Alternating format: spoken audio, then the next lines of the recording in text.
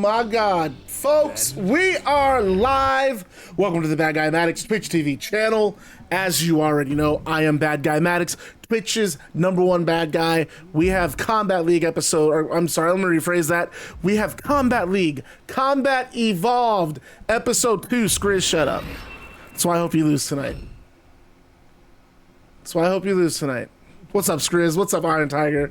Tiger, what are your thoughts on playing some Sunderfolk tonight? I'm free.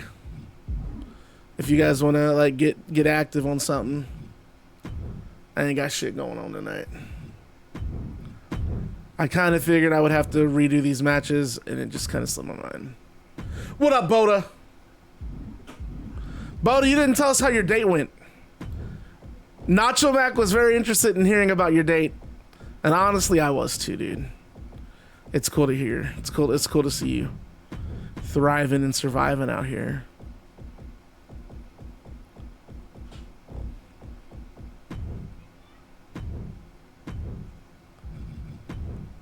What's up, Lion Cub? How you doing? Nice to see you, bro. Oh shit, we need some tunes. We can't be just like, we can't just be having this shit with no vibes. We gotta have some vibes. Come on now. As I put this shit together.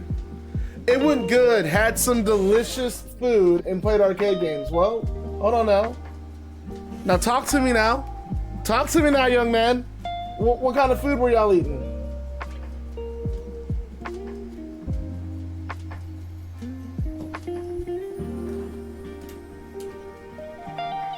Jesus. Audio's loud.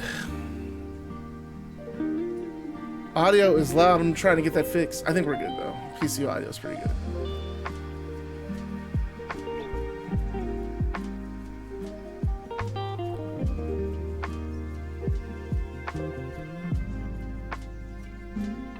Make sure everything's good here. Pizza, wings, and burgers. I ought to be young and to have metabolism like that. I'm thinking pizza, wings, and burgers. I can only have one of the three, maybe half of one of the three. To be young and eat whatever the fuck I want and no consequences. Good times.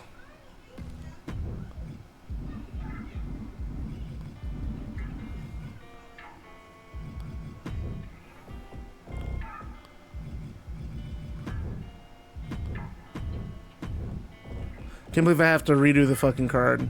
So annoying. Lion Cub coming through again with these insane in the membrane freaking gifted subs, man. Dude, you're gonna make me quit my job. No, I'm kidding. I do appreciate you so much, dude. Thanks for the gifted subs. Super appreciated, man. You're the best. Always got to start the stream this way. Well, I'll stream every goddamn day. Someone get this man a pancake. Bro. Unlimited wings for $20. Isn't it a beautiful day for wrestling? I gotta agree with you, my friend. I do have to agree with you. It's always a beautiful day for some wrestling, though. What the fuck you talking about, man? What the fuck you talking about, man? Barry Barnes, I took your advice. 20-second count out. Get this man a pancake. I just want to be on the safe side from now on. Just want to be on the safe side.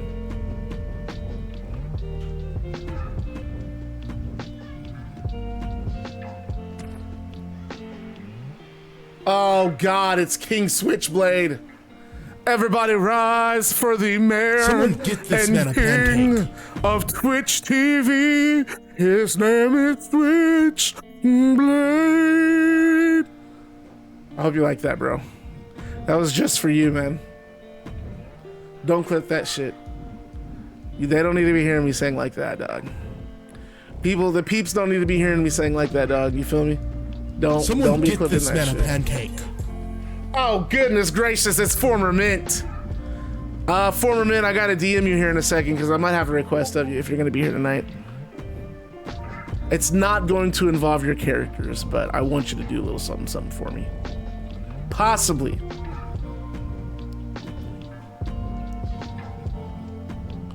Somebody get this man a pancake.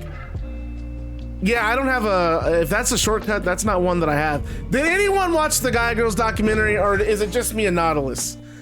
I actually just finished it because I watched it in breaks because I was also trying to watch Andor, and man, I don't know. It's interesting.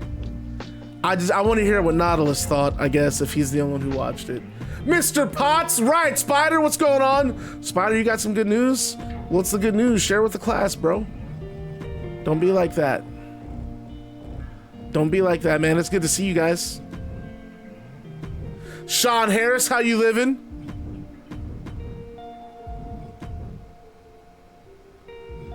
And what the fuck?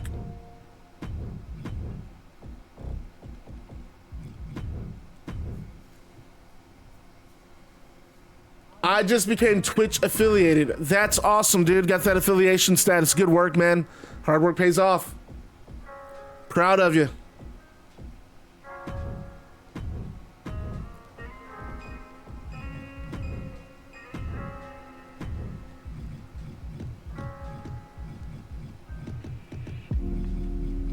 I think I'm doing this the other way around. I think this needs to be it. Now this song right here, this is a vibe. Gotta loom all the pay-per-view shit, but yeah, pretty awesome. So I gotta ask, because I've been curious, are you recording the matches or are you just playing them out? I never followed up. I know you said you're thinking about just recording them and then doing commentary over it. What's your strat? I'm just gonna keep playing them like I'm doing. I think it's just more, I don't know what it is. It's just kind of fun to sit back and watch the matches with you guys sometimes. There hasn't really been, other than the Riot Royales, I will say, like, I liked the matches on Tuesday night, dude. Is it Thursday? Holy shit, this week's been moving. I've been off of work since this past Friday, and I don't go to work again until next Thursday. I still have pretty much a week left. It's been good. It's been kind to me. I needed this time off though, for sure. It's been well earned.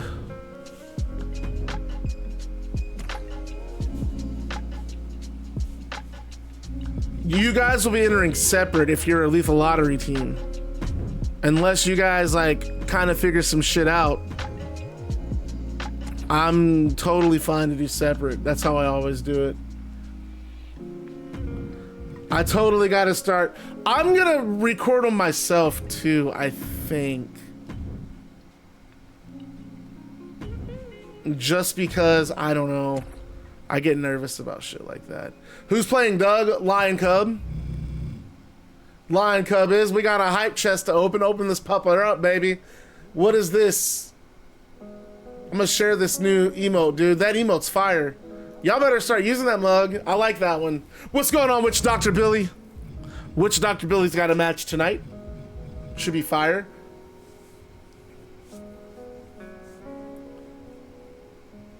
Nautilus, there he is. Nautilus, we gotta talk tonight. I did the assignment. I watched Gaia Girls. I just finished it about an hour ago. Very fascinating. So like, my biggest takeaway is like, one, what I really want to know, how many wrestlers actually graduated, let me rephrase that. How many wrestlers that actually graduated from that training camp, how many of them actually became like established names, maybe not internationally, but like internationally or Japan? Because like on the documentary, 2 of the girls quit. And then the one girl who passed the test and went pro, what is her name? Takeuchi Saika. She wrestled for 2 years, didn't really win any matches, which that's kind of how it is in Japan. You don't really win until you come back from your excursion generally. Well, I don't know if they were really doing excursions in the 90s like that though. But she basically called it quits like 2 years into her career basically. So it's like, I wonder, I just don't, I listened to all of it. Her reasoning, if we're talking about what she said in the documentary, I don't agree with it. I mean, oh man. No, I don't mean recording matches like recording. I mean just saving the Twitch stream and uploading on YouTube. Yeah, I did see that. I saw that. I don't agree with the reasoning at all. I mean, that doesn't make her sympathetic. It doesn't make me like err on the side of, oh, okay, I get it. No, I don't agree with her training at all. And I mean, on top of that, at the same time, what up, Chris? Chris, can I call you out, man? Can I call you out in the stream tonight? I don't want to do anything without your consent, though, buddy. And former mint, check your DMs here in a few seconds. DMs going.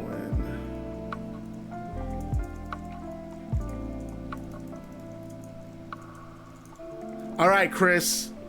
I'm gonna read Chris's message. Can I read your message you sent me on Discord?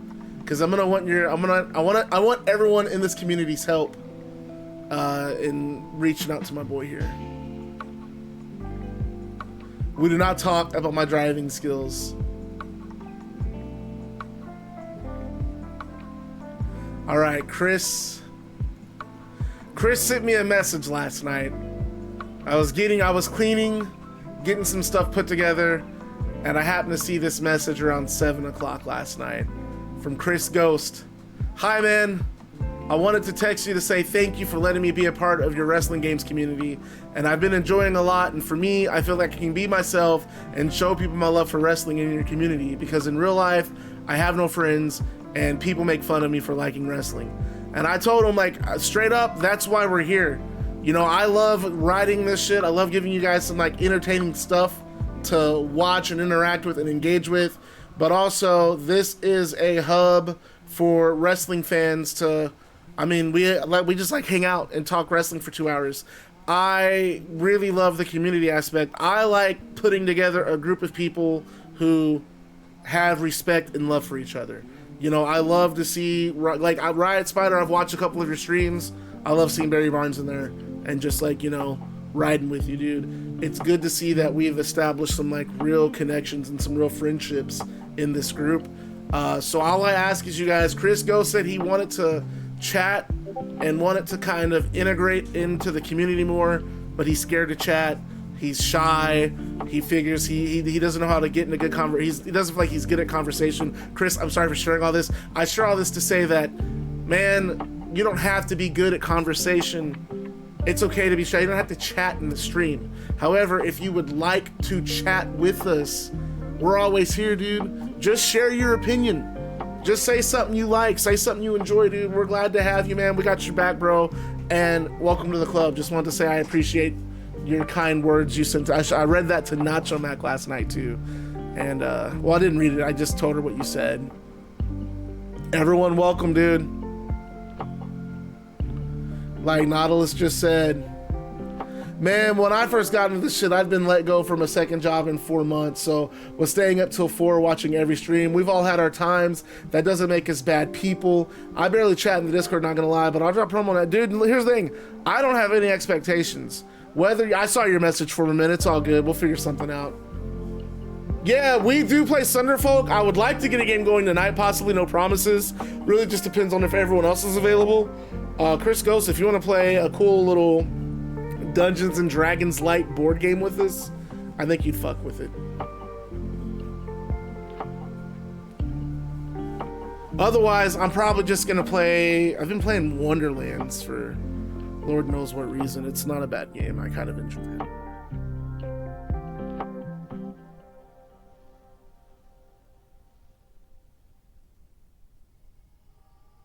That's kind of what, yeah, Godfather Blizz, he's speaking the truth. We ride together. We ride together. But folks, you know what I want you to do before I get this show started? I want you guys to please turn it up in chat. You guys know what to do. Chris Ghost, I want you to join him on this one. Get the chat hyped. Let's get the Combat League chants going. We got Angwin Cat in here already kicking it off. Turn it up. I better see some noise in this chat. I better see some activity before we get this broadcast going. There it is, Witch Doctor, Godfather Blizz.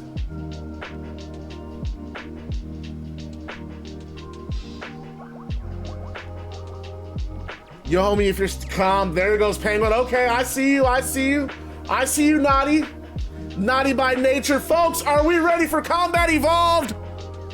Because if we are, clicking this off, I got the actual document on my iPad.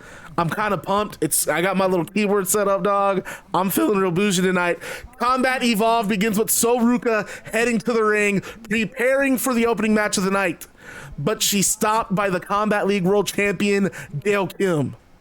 And Sol looks a bit apprehensive, especially after Gail Kim talked down the locker room last stream. And Gail says, Sol, I just wanted you to know that I meant what I said about you. I watched you in the Riot Royale. I've seen what you accomplished in NXT. You really are the future of this business. But I have to ask, what kind of future do you have if someone like Toni Storm can just waltz right in and get a title match? And Sol wants to say something, but before she can, Gail holds her hands up, and Gail has more to say, and Gail says, you busted your ass in the Riot Royale.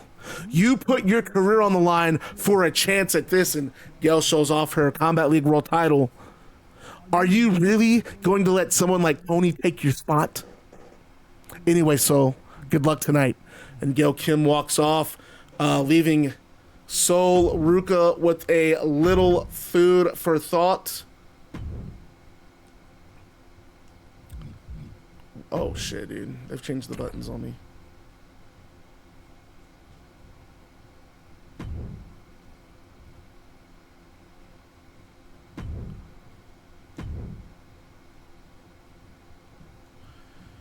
Get this thing clicked off.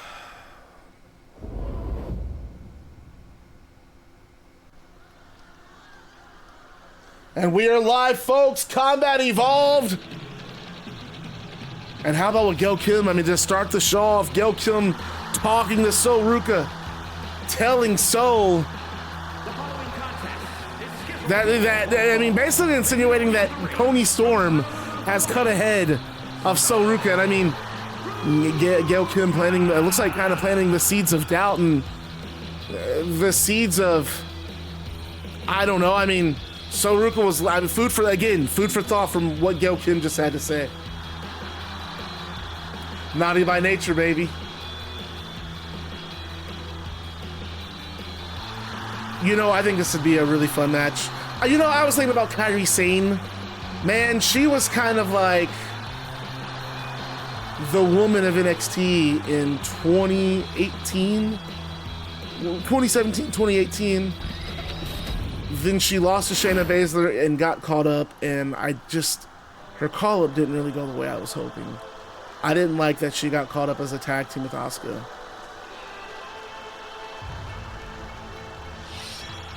We're doing a watch along for Triplemania. I don't know. I don't really watch Triple like that. Well, okay, Rise Spider, elaborate. You talk about smelling the roses.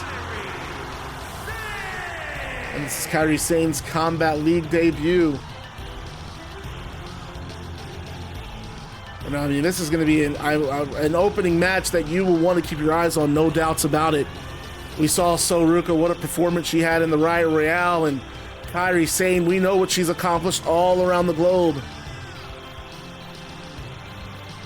And you'd have to thank Gail Kim watching this in the back. And I don't know if Gail Kim calls herself trying to start trouble, or if she, I mean, really is making some good points.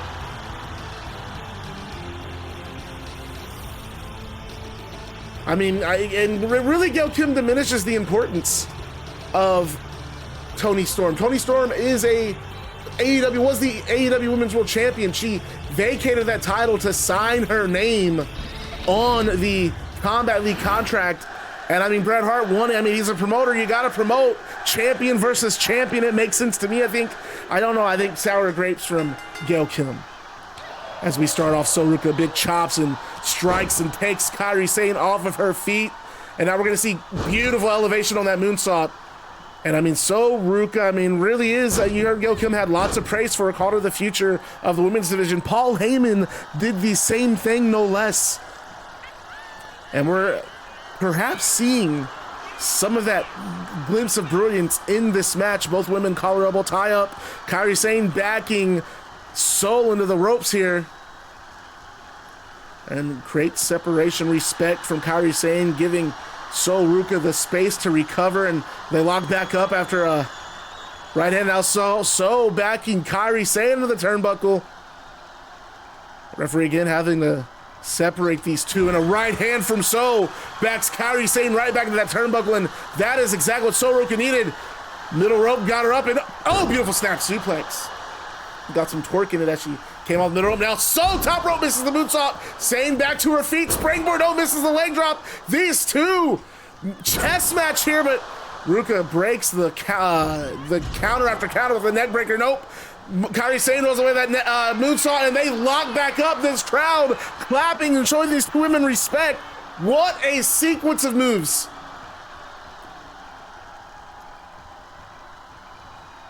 More space chop from Kairi Sane. And a submission applied. Looks like a tarantula-like maneuver, abdominal suplex. But Sol Ruca does trip her up. Picks Kairi up and scoop slam, planting her center of the ring. Sol goes for the pin. And what a show we have planned for you guys tonight, folks. Main event. It is a title eliminator. Dominik Mysterio one-on-one with Rey Fenix, non-title match. If Rey Fenix does win, he does earn a World Championship title shot. This match awarded to Phoenix after Barry Barnes attacked Phoenix at Riot Royale, took Phoenix's mask and placed himself in that battle royal. Now Kairi Sane hit head scissors takeover. Sol Ruca, man, these two so far, I mean, just kind of have each other scouted here. You gotta imagine Sol Ruca still feeling a little of the effects from that Riot Royale. Kairi Sane comparatively fresher, but you know, you got it. You have to be ready at all times. Ruca coming down with that shoulder assisted spine buster. I'm really bad at move names, guys, so you can roast me. I've never been really a guy who knows the moves. So Snatcher applied! I did not see that one coming. And this could be it. It is indeed. We are sponsored by Dunder Mifflin Paper Company. Do you not see Los Pollos Locos as well? Or Los Pollos Hermanos from Breaking Bad? Another pinfall from Ruca.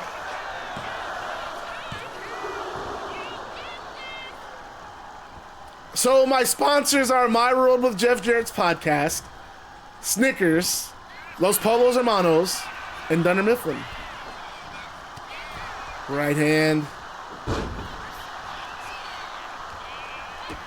That's right, Penguin Pat. I don't listen to wrestling podcasts, but I listen to one, and I listen to it every Tuesday morning, whether I work or not. I listen to it before I go to work. My World with Jeff Jarrett. That's my number one. That's the only wrestling podcast I fuck with. I'm a big Jeff Jarrett guy. That podcast really... Oh, moving shot to the outside!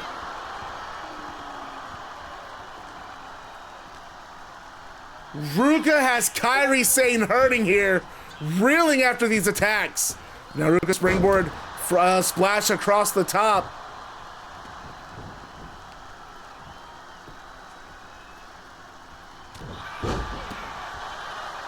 Oh, I'm definitely gonna use this shit that Blizz is typing. This shit's getting used. Spear from Kairi Sane!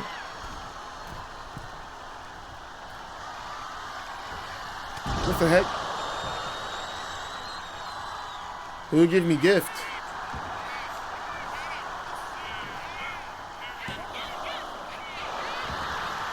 Hey, Ruca, so is Kairi though, come on now. Don't act like this is an all Ruca. Kairi Sane's getting active in this match. These women are killing it. Ruca has, it says he's a first-time chatter. I'm like, how did a first-time chatter get a gifted? Oh no, this is the second soul snatch. Maybe he was chilling. Welcome in though. I can't really, W-Dog. I think I can see it somewhat. This is the second soul snatch. Kairi Sane, middle rope. This is combat, folks. What up, Hayes? Coming down with that forearm, taking Sol Ruca off of her feet. I gotta stop yelling and just use my indoor voice. Welcome in, W-Dog. I hope you enjoy the gifted sub, man.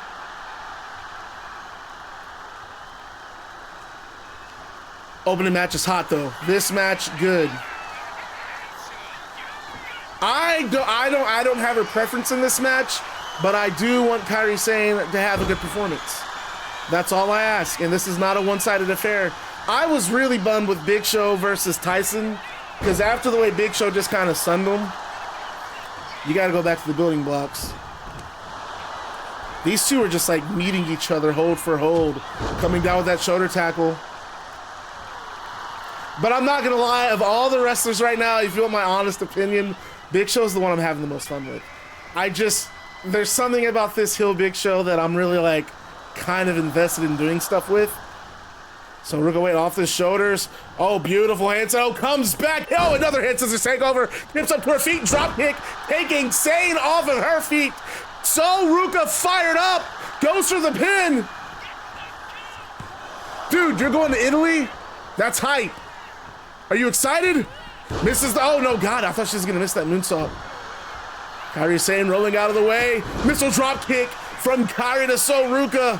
Ruca bouncing off that rope, man. No forgiveness. And now Ruca, well, I don't think that's your fault. I felt like this is just me being me. Like, if you got a guy the size of Tyson, I would have just assumed he's a super heavyweight. I didn't even consider looking. Maddox, what was Tuesday match? You already know what it was. It was Hana Kikuchi and Tigran. Say what you want, man. Women they're going in. Reason why I'm going to Italy is because I took one of those ancestry DNA tests, and I seen I have family in Italy, and then I got in contact with them. What a win for Sol Ruca. I got in contact with one of them on social media when he plans for me to come out to Italy to meet everybody. Man, that's really exciting for you. And what a big win for Sol Ruca. I mean, these two had each other scouted. Look at some of these highlights. That snap suplex from earlier in the match. And Ruca did get an early Soul Snatcher. And this is the one I'm talking about here, I believe. No, maybe not. It was an early Soul Snatcher, and Kairi Sane able to kick out of it. Stayed alive. I think this is it. I mean, I was shocked. If you asked me, I would have said that was it. But Kairi stayed alive, kept after it, and how about this moonsault from Sol Ruca to the outside? And that's what we heard what Gail Kim said. Sol Ruca is the future of this business, and I think we see it right there. Big win from Sol Ruca, and the camera does cut to the outside. I'm gonna add this piece that was just thrown into the interactive universe. The camera cuts to the outside, and a limo arrives with tinted windows. He hasn't finished it, but this is Barry Barnes and Anna Adams. So I don't know who's in this limo out here, guys. I guess we'll find out. Not wanting to come out, we got a commercial break. So we go to our commercial. I'm in the parking lot waiting for my younger siblings. You're such a nice older sister.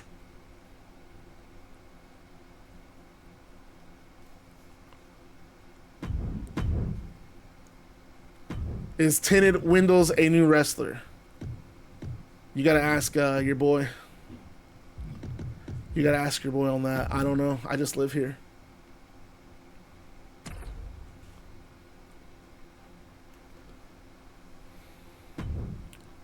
When Combat League returns from commercial, something went wrong. What? My game just crashed, folks. Let me make sure this isn't... Well, it can't be a CW issue because we had all these guys in matches. I guess we'll just edit the matches as we get to them. My first challenger right there, Tinted Windows. That's a good finishing name move, I think, dude. Nah, I don't know about faction name. Tinted Windows versus Dirty Dom for the title.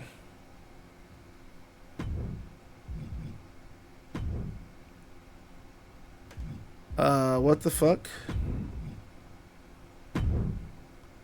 It just like did not save anything that I put together. How rude.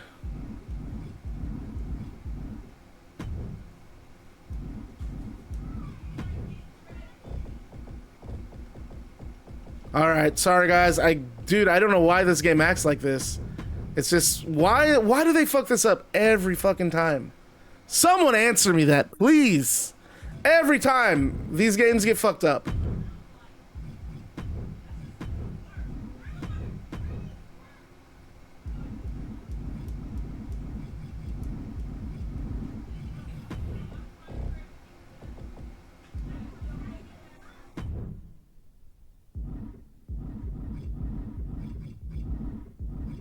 We're just gonna go one match at a time. Fuck it.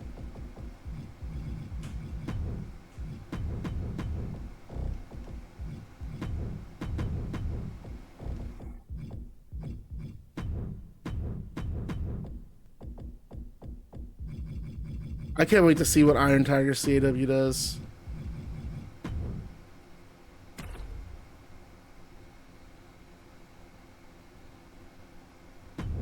Scout versus Tint.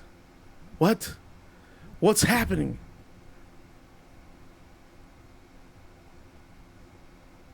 All right, I just want to see if this issue replicates. Because if it does, that's going to be an issue. Because I'm going to have to figure out what's causing it. Nope, no replication. We're good. Just an anomaly. Okay, let me scroll back up.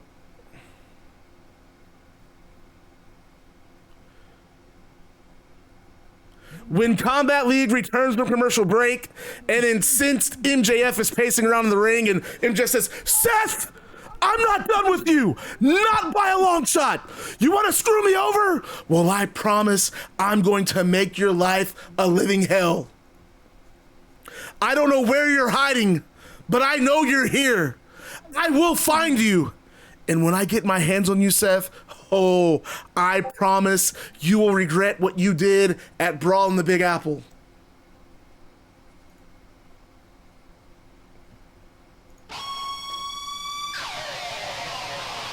And the Combat League president, Bret Hart, steps out on stage, ready to address MJF. And Bret Hart says, Seth isn't here tonight, Max, and it's for this exact reason. Last stream was supposed to be a landmark moment, the premiere episode of Combat Evolved, and it started with me having to get every security guard in the arena to break up a fight between you two. I can't have that, Max. And then Maxwell says, Brett, with all due respect, I don't give a damn about Combat League or Combat Evolved or Twitch or any of that. All I want is to get my hands on Seth Rollins and make him pay for what he did to me in the Riot Royale. And Brett continues, I get it, Max. Trust me, I do. I've been in your shoes. I know that anger you're feeling, but I have a show to run. And I can't have this issue with you and Seth hijacking my show. And that's exactly why the two of you are going to settle your differences in the ring. So here's our announcement, folks. In 3 streams, so August 26th, Combat Evolved will be getting an upgrade with a televised special titled Combat Evolved Queen's Gambit. Now it's called Queen's Gambit because in the main event, the Combat League Women's World Champion Gail Kim will be making her first title defense against the former AEW Women's World Champion Timeless Toni Storm. And in the night's co-main event, I'm going to give you exactly what you want, Max. A one-on-one match with Seth Rollins. And since I know Paul Heyman is going to make me fight with an army of lawyers to prevent this match from happening, I'm going to raise the stakes. I'm going to make it an offer that Seth can't refuse. The winner of that match is next in line for a Combat League Men's World Championship match. And the crowd pops at that, and MJF, he's perked, and he pulls the microphone up and he says, August 26th, that walrus Paul Heyman and that snake Seth Rollins are going to rue the day that they fucked with Maxwell Jacob Friedman.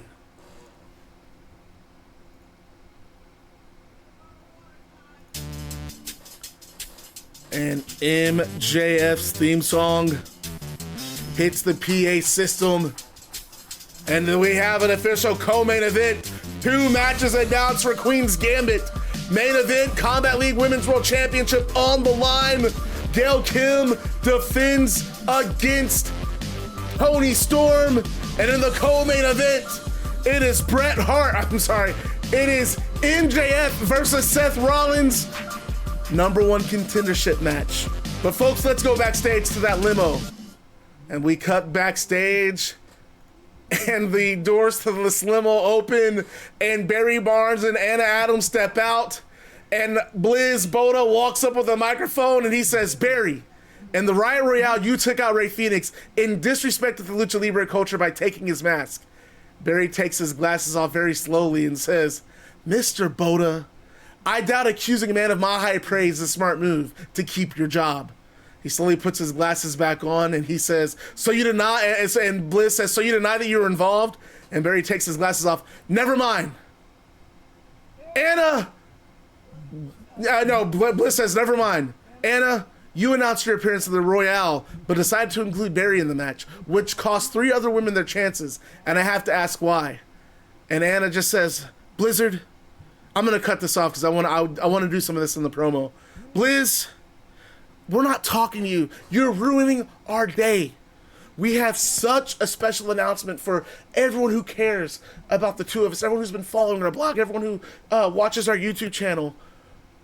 Barry and I have a big, life-changing decision, and we couldn't be happier. And the two kiss each other and head into the building, and we go to another interview segment. It's Annika Hex. She's standing with CM Punk and Setanta, and CM Punk, looks annoyed with Setanta. He's leaning against the wall, and Annika says, I'm here with CM Punk and Setanta, and CM Punk holds his hand up, and he looks at Setanta. I'm sick of this passive-aggressive stuff. We're grown men. You have a problem with me? Say it to my face. I'm used to being hated. I've made a career out of it, kid. And Setanta says, hate you? You don't get it. I bloody worship you, man. You are a god to me. And Punk changes his posture, no longer nonchalantly leaning against the wall, and he's instead listening to what Setanta has to say. And Setanta says, I've always felt like an outsider. I always felt wrong. Didn't want to drink. I never had the inkling to, not even once. Even as a kid, I'd say, nah, that's not for me. And my friends and my family and people would laugh and they'd say, that'll change when you get older. Like my choice of being alcohol-free was a punchline to their joke. And CM Punk's voice softens just a fraction. Yeah, I've been there. And Setanta says, yeah, you were there. That's why you matter to me. You made me realize that there wasn't something wrong with me, that I wasn't a weirdo or a punchline. I was straight edge, just like you. You gave me purpose. Punk, you defined me. And then you disappeared, and I wasn't mad at that. No, every single day I hoped you came back, and when you did, I watched you break every single thing that you said you stood for. Every fucking thing. I guess it's true. Never meet your heroes. And before Setanta and Punk can really unpack these issues they have and continue talking, Hana Kikuchi walks into the interview and she holds both hands up at Punk and Setanta. Bang, bang.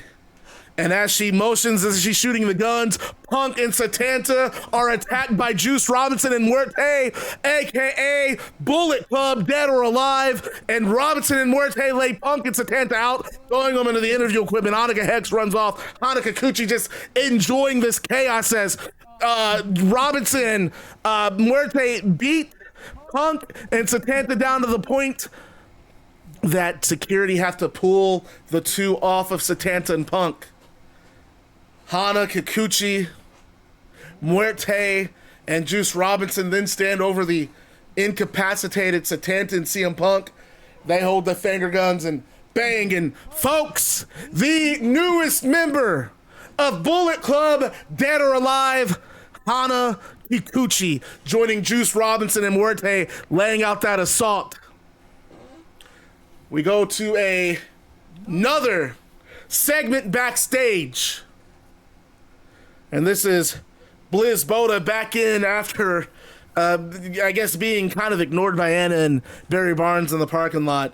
And it's Bliss Boda trying to interview Aysen Darkhan, who is pacing around back and forth. And Bliss says, Aysen, in just a matter of minutes, you have the biggest match of your career. In fact, the first match of your career, as this is actually your debut. This is your first match in your rookie year. And look, there is a big crowd out there. There is $250,000 and World Tag Team Championships up for grabs at the end of this tournament. And you're also partnering with Hook, who is an accomplished wrestler in his own right. I gotta know, man, what's going through your head? And Aysen stops and looks at Bliss as if everything Bliss just said is just kind of added more nerves to Aysen, and he continues to pace back and forth, and Hook then casually approaches Aysen, and he's eating a bag of Doritos, and Hook says, yo man, you good? And Aysen looks at Hook nervously and continues to pace, and Hook just stops him and leans the bag of Doritos over. Want a chip? And Aysen stops and looks at Hook. Then he digs his hand in the bag. He takes out a singular chip. Hook nods in approval. Aysen snacking on that chip. And Hook says, don't sweat this shit, man. We got this. Hook then holds his fist out. And Aysen, who's noticeably more calm with the just very brief words Hook had, bumps Hook's fist. And Hook says, let's go handle business. And Hook and Aysen then head to the ring.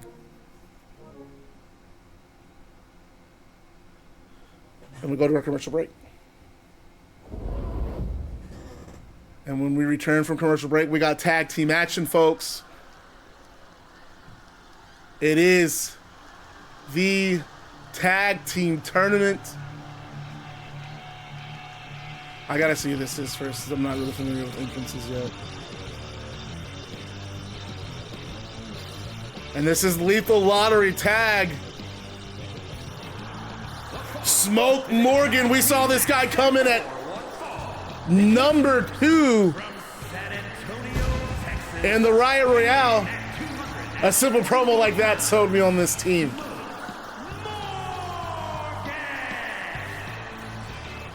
Yes, everybody resing your theme songs, because the only one I have is Doug Foster's. Like, I want Hook and Aysen to go all the way. We'll see what happens. I still haven't seen Aysen I haven't seen what he can do yet. So if he pops off, we're good.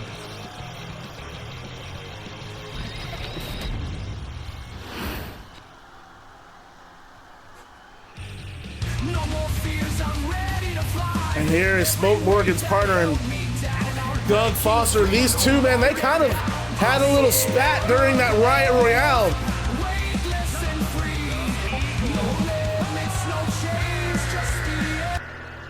Oh, shit. I didn't realize you couldn't just play that in the background. Aysen is a flip merchant. So let's unpack our last couple of segments, folks. Barnes and Anna entering the building, big announcement tonight. But I want to talk about, we got Bullet Club, Dead or Alive. It is Hayes, Pink Switchblade, and Village Demon. Hayes playing the CAW, Hana Kikuchi. Then we have Juice Robinson, Muerte. And now we have Aysen and I can only play the clip because I don't have a Spotify account playing. Aysen and Hook trying to calm the nerves of Aysen here. Again, I don't know who's coming out first. I didn't quite look at this. And there's Aysen Darkhan. He was very nervous. Hook had to give him a Dorito to calm him down.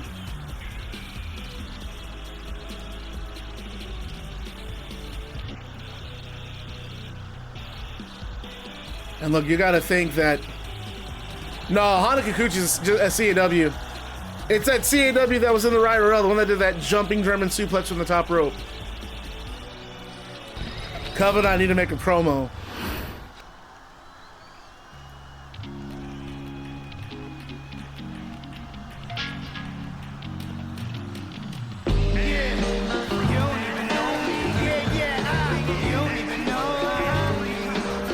There's Hook.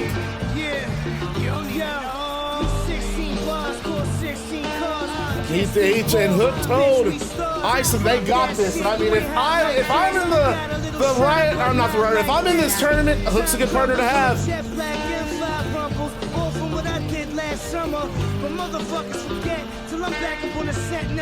I hope it's good. Again, I don't know what Aysen Darkhan's about. I don't know what to expect from this CAW. So let's hope he puts on.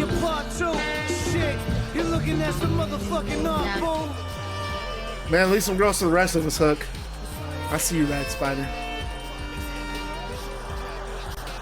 You know, one thing I don't like about arena mode, you can't change the material of your logos. I like using that matte material because it kind of made your fucking logos look like they blended in with the turnbuckle. I don't know. I was really picky about that. And here we go. We are doing the 3 breakup rule, by the way. You guys might have to, help me out and keep me honest and keep track of it for me because I'm bad about that. Smoke Morgan and Aysen Darkhan starting things off, and Morgan, man, this guy is very angry, loves to fight, has a short temper. He was not happy. I mean, the thing going around backstage was not happy about being teamed with Doug Foster after the altercation between those two in the Riot Royale, but did tell Doug that, maybe this tournament is going to make him a man. And that's the thing about Smoke Morgan. He believes he is a man's man. Believes in hard work, believes in the grind. Doesn't take shortcuts. And Aysen, however, pops off with a left hand. And Aysen, this is a big test for Aysen. Middle rope comes back with a splash. And he's got the fundamentals down. He might be cut, but he's got the fundamentals down. Top rope from Aysen. What a beautiful moonsault. Did you see the arc in that? Beautiful rotation. And an Irish whip sending Smoke Morgan. Man, and Aysen's just covered in blood. He took a big elbow from Smoke Morgan, opened him up, and wow, Hook and Aysen working together. Double shoulder tackle. Some tag team offense on display from Hook and Smoke. Hook and Aysen. Love to see it as Smoke gets out of that chokehold. But Hook comes right back with a kick to counter and placing Smoke into that corner, and Hook just suplexing Smoke Morgan to that turnbuckle. And Hook had an early entrant in that Riot Royale, came up short, and Doug Foster using one of their breakups. Hook to the top rope. Smoke Morgan rolls out to the outside, comes back in, and why did he just let that happen? Axe handle smash from Hook as Smoke Morgan gets back in the ring, discombobulated, not sure where Hook was. And Hook runs with that elbow. And now Smoke. Oh, what a backbreaker. Lung blower with that wrist trapped. Could pull the shoulder out of socket with a move like that. But Hook now fires back with a kick. Hook's still in this. It's gonna take a lot more to put Hook away as he hits that power bomb. And then I gotta say, I've had enough of Barry Barnes and Anna Adams. A big announcement. I mean, I don't think Combat League is the place to congratulations to them. If what I think they're here to announce, if based off of what I could make out Anna saying last stream, I mean, I'm happy for them genuinely, but I don't know if Combat League's the place to make that announcement. As Hook just throws Smoke Morgan to that turnbuckle again, Hook running into an elbow, and out Morgan whipping Hook into the corner. Morgan and Doug Foster already used one pin. Elbow from Hook. Hook back in control. He's got the leg trap. Lifts him up. T-bone suplex.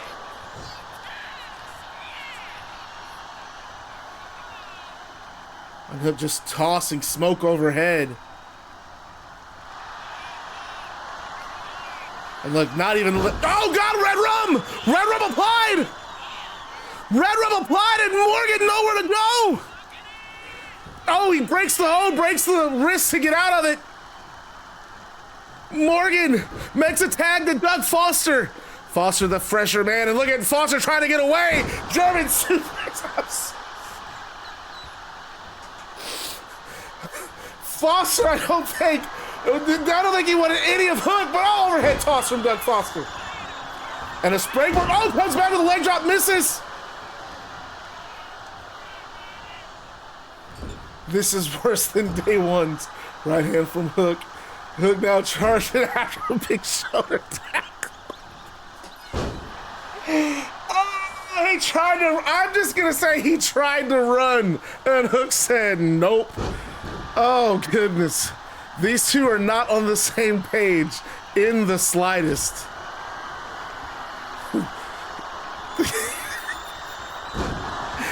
That's kind of what it looked like, dude. That's kind of what it looked like. And Doug Foster, honestly, not looking much better.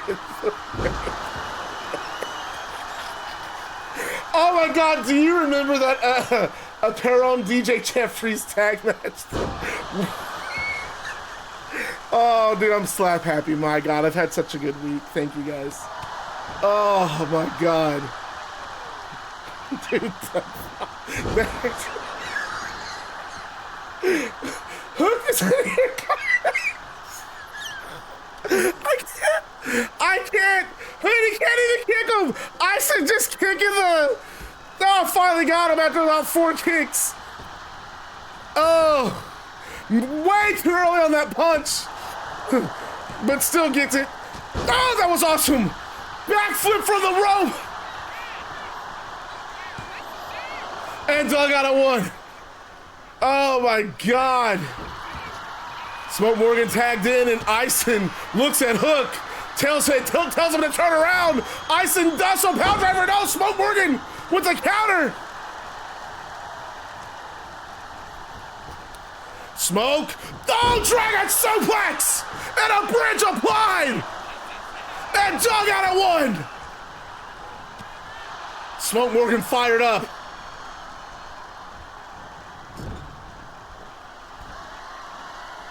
And he's got Aysen on the top rope. What a right hand, man. That one was stiff. And Morgan going with him. What's this called? What's this called? He's got a name for this. Cutter off the top rope. My guy's got a tan too. This is Blizz, the San Antonio Cutter. Broken up by Hook. And now Hook and Aysen. 2 tags left from both teams, and Smoke tagging Doug Foster back in, and I think that initial shell shock. Oh my God, look at this! What a combination from Foster and Morgan! Love to see it! And Aysen hot tag to Hook, and Foster takes him down, not playing it now. Oh, and there it is. Now that Foster's back into it, look at the pinfall applied. Ankles are trapped. Hook gets out of it. Springboard from Foster, comes back, beautiful drop kick, and he points at Smoke. Telling Smoke to get ready. No, wait a minute, change it. Echo slam! And he wants Smoke to play interference. And Smoke knocks Aysen off the apron, but Hook still kicks out at 1. Just explaining away why the partner does not try to break it up after the first attempt. Smoke now tagged in, and now it's good to see Foster and Smoke working together. And now Doug tossing, just like a battering ram right in the Hook. Bro, at the beginning of this match, Morgan and Foster were getting starched. My God, what a suplex. Aysen once in. Aysen, I think those nerves have gone. He's in it. Bell rung, he's laser focused. Hook. Foster, Smoke Morgan down, powerbomb. Darkhan tagged in. Oh, and what a kick to the temple of Smoke Morgan. And that just woke Morgan up. You want to kick me, boy? And a running knee that might have knocked Aysen out, but Hook breaks it up.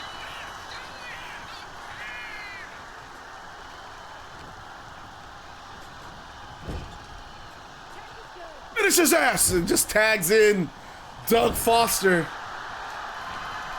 Wait, Aysen tries for a scoop slam, and Foster striking the back, lower back, and now's got Foster up and drops him face first. Aysen could be in trouble here, folks. Is this the Eagle Screech? This might be the Eagle Screech. Oh, the Eagle Screech applied. 1, 2, Aysen out! I thought Smoking Hot Dog had it there! What a match! Oh, and a belly suplex to Aysen! And this is what I like about Lethal Lottery. These guys, Smoke Morgan does not like Doug Foster, but they are working together here. Aysen has a ton of heart. And off of his feet, he counters that suplex, goes after the leg of Smoke. You gotta have nothing but love for this kid. Staying alive.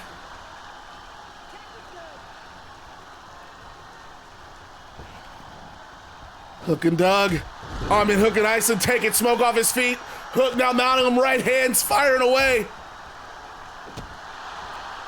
Aysen and Hook, they have one breakup left. Gotta be careful, folks.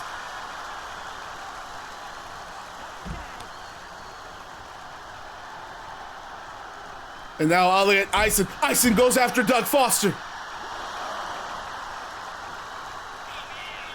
And Aysen feeling himself. Hook was gonna toss him back in the ring, but for some reason, Hook's got Smoke Morgan up. Sequence of suplexes.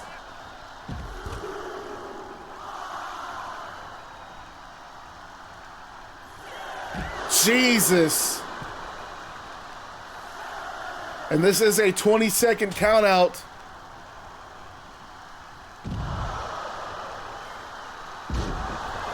And it just reset. And now Aysen going over to Smoke Morgan, who just got tossed around by Hook and just slamming Smoke's head on that apron.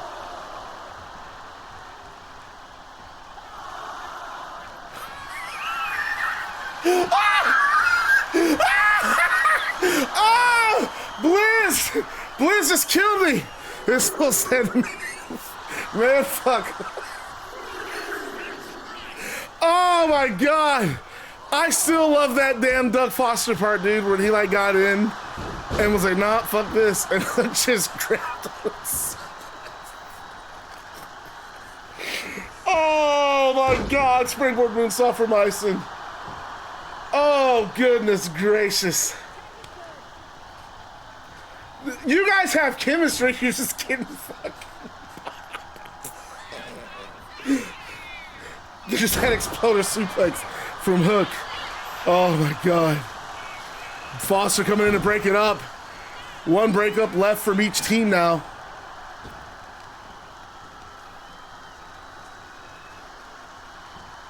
You gotta make him. Oh my God, dude. That shit had me in tears. He's man, fuck. Dude, just oh, there's a knee lift. Smoke Morgan is still alive. Going after the body, goes high, rolling elbow to the back of the neck. And man, that one looked like it hurt Hook. Foster tagged in. Hook's not moving. Hook is hurt, and Foster misses that crossbody, and look at Morgan shaking his head. Morgan shakes his head at Foster missing that splash. Oh, Red Rum applied! Red Rum applied! Center of the ring, Smoke Morgan uses his final breakup. Foster and Morgan, no more breakups left.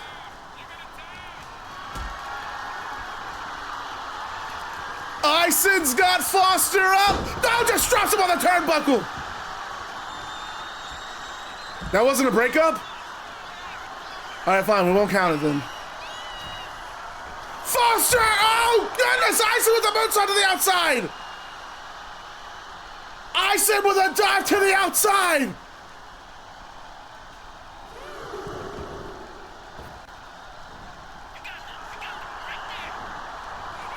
And now Aysen pinfall here. And oh, Doug Foster, still fighting, still breathing.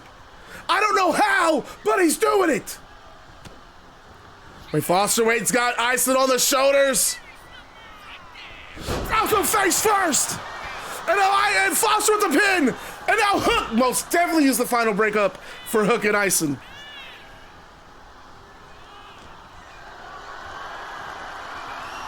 Aysen on the show. No, comes down with a cutter. That's Foster.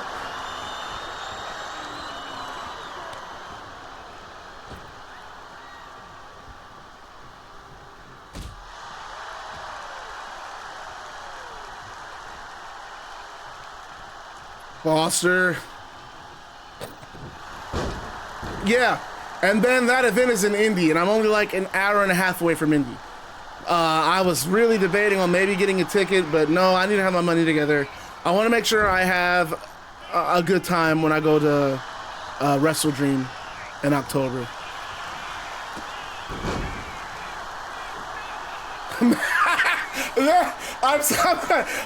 He said, man, I'm such a supportive teammate. And then I look up. Did he just stand still? Tag out, please. Knee lift again. Oh my God. Y'all gotta stop. That electrical chair was a SIG. What's it called? You got a name? This dude just grabbed the bottom ropes to slide out. Ripcord, that's for... Doug Foster broke up a goddamn ripcord.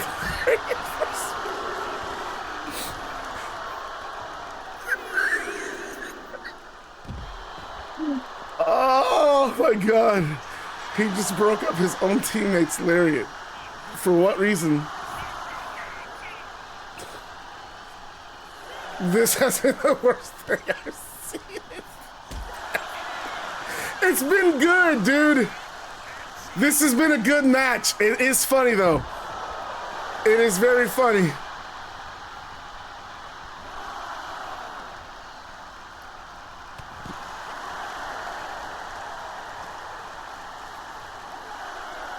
Maybe the fall from the nest. Dude, Foster.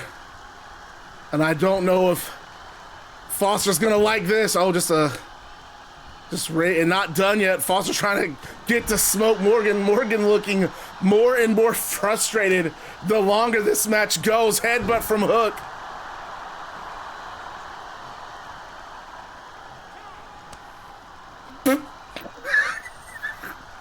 Was the stutter step? Oh, 360 lung blower, a code breaker. This dude came in way too late. He is a partner. Dude, he is a partner. He is a partner. He hit the Foster.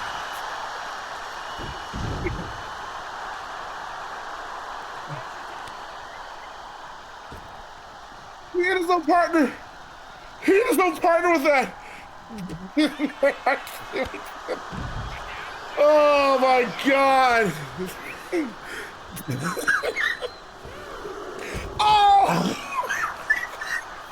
Bro got some distance on that though, holy shit. Oh my God, this match has just fucking slaughtered me. Foster gonna go for the Eagle Screech.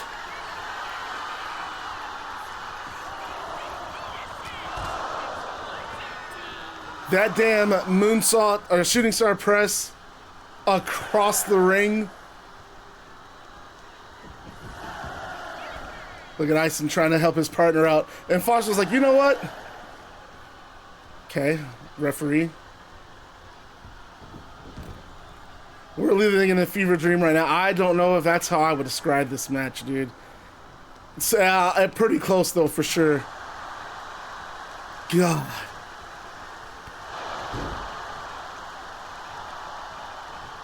And Foster trying, Foster's not even sure where he's at. He looked up at Aysen and realized, nope, I am not in my corner. And now Hook hits the ropes, coming down with the forearm smash. Not sure what he hit. I was scratching my eyes, rub my eyes. I know how to explain this match. You guys are getting your asses whooped. And now Doug bloodied up. I guess you can't really do. Oh shit, there's a red rum applied again. And somehow Doug just wailing gets his foot on that bottom rope. I don't know if Hook can, man.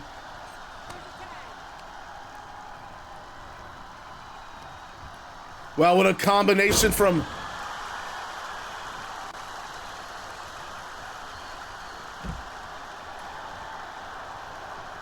Virus. I guess you just can't do slow tag matches. I did slow signature, normal finish, and bro, I'm pretty sure the health settings are at medium. Granted, I don't know. I'm not really sure.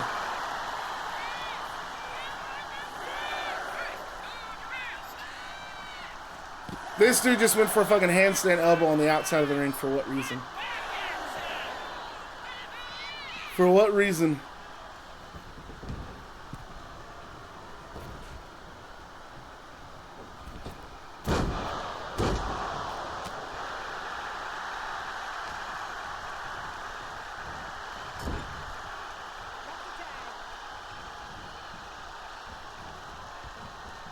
More tag team offense from Hook and Aysen. That was beautiful.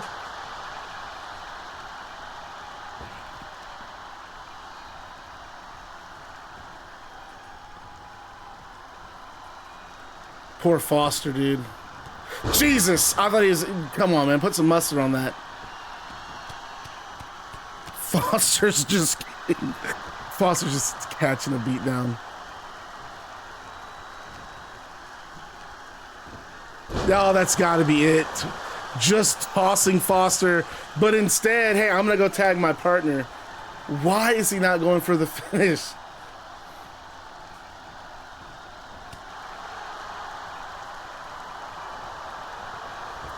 Gotta hit that poison Rana, that's why.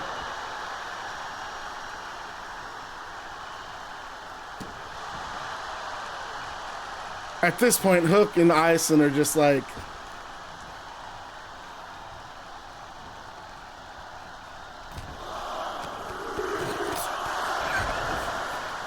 This boy just got body bop, dude. Holy shit. This is only round one of the tournament, too. No kidding. Pity pinfall. Dude. Smoke Morgan hops off the apron. He's seen enough. He is...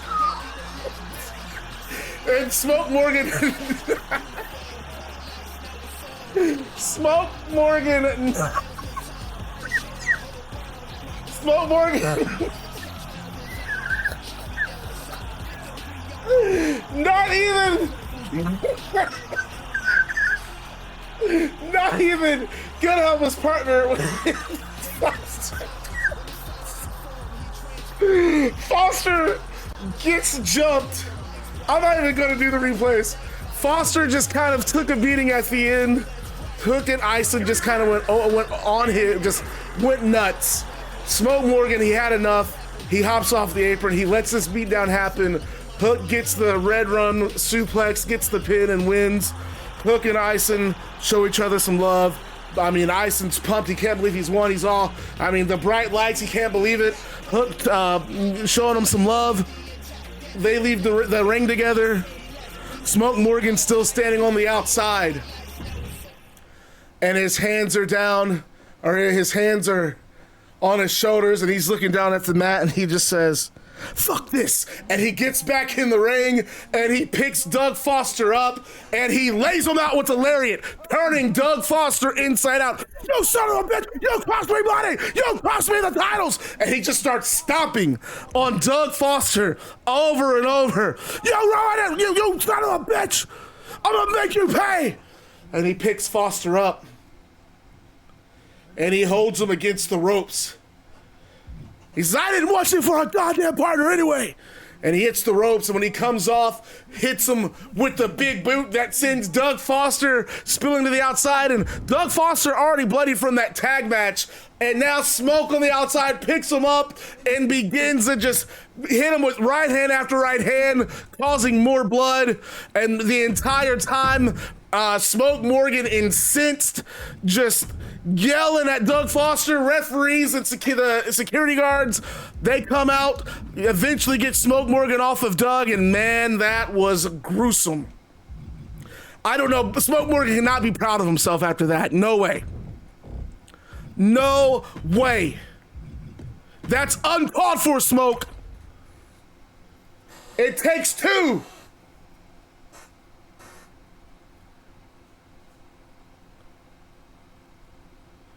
And eventually, Combat League goes to a commercial break. The final scene focusing on Smoke Morgan walking up the ramp. Referees just, admonishing Smoke.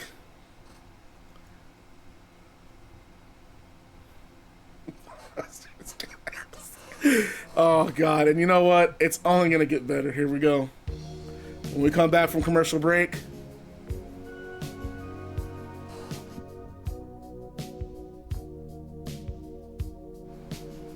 the world's most obnoxious couple, Barry Barnes and Anna Adams, come out holding hands.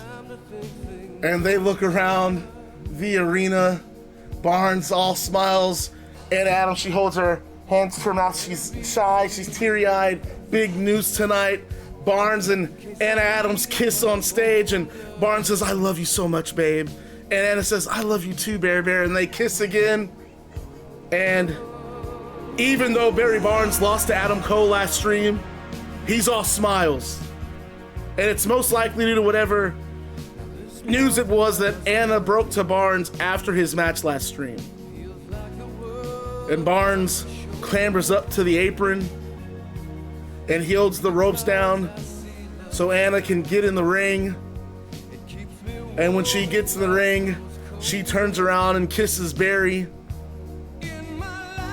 And Barry then hugs her, and the two hold hands, and they hold raise arms in the air, and Barnes kisses her again and hugs her and tells her that he loves her. We're gonna listen. We gotta hear the chorus though. We gotta hear the chorus first though. This song's a bop. And Barnes and Anna Adams just oh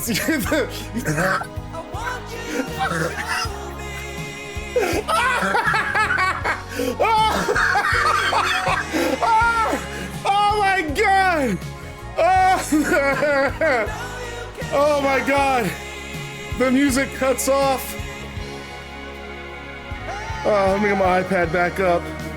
The music cuts off and Barry Barnes, he has a microphone and he stares directly into Anna's eyes. And he says, "Anna, I've been with you for 4 years. That's 1,461 days. And every single one of those days, I've been in complete and utter bliss. I didn't think it was possible to be happier than I was. But when you got in the ring and what you shared with me, I'm in heaven. I'm in heaven on earth. I love you so much, babe.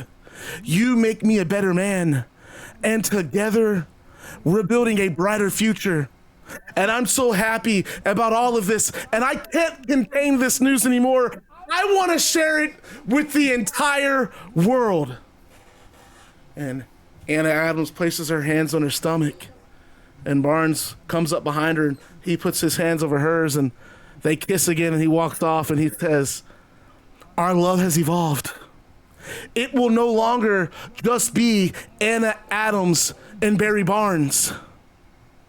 Because I am proud to announce that Anna Adams and I are entering the Combat League World Tag Team Championship Tournament, and we will be adding those World Tag Team titles to our family." And Anna Adams smirks, and she goes from having her hands on her stomach to motioning her hands around her waist, indicating that she will be a champion. And Anna Adams takes a microphone and she says, "We are the final tag team competing in the World Tag Team title tournament. And Barry, baby, you showed me that there were no lengths that you weren't willing to go through to help me win that Riot Royale. And I promise you, babe, there are no lengths that I won't go through so that you and I become $250,000 richer and make history by becoming the first couple ever to win the World Tag Team Championships." And Barry Barnes then says, love conquers all, and we will conquer the World Tag Team Championship tournament.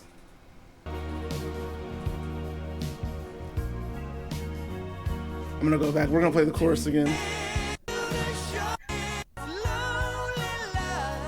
And Barry Barnes and Anna Adams embrace each other, and they kiss each other one more time. And the two head up the ramp together. The crowd, I mean, they're gonna be in the tournament. They're gonna be in the tournament. This is their theme song. Barry Barnes in there, how is that possible? And after the stage clears, if anyone wants to do Gail Kim on commentary, I would greatly appreciate it. The context is, if you guys didn't see the beginning, she's trying to kind of talk these women into the idea that Toni Storm is getting in front of all of them. After the ring clears, the Combat League Women's World Champion Gail Kim joins me on commentary for the next match of the night.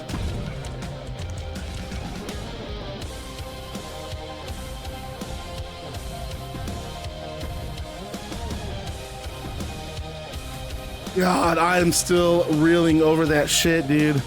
That tag match. What should we do for the next tag match? Should we do normal slow?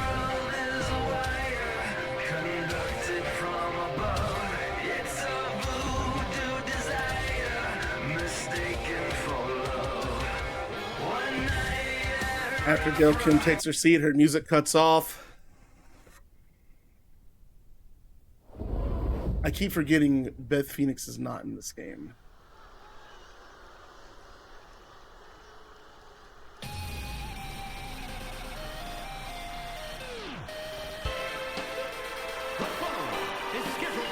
No, I don't do tornado tag. I don't like that.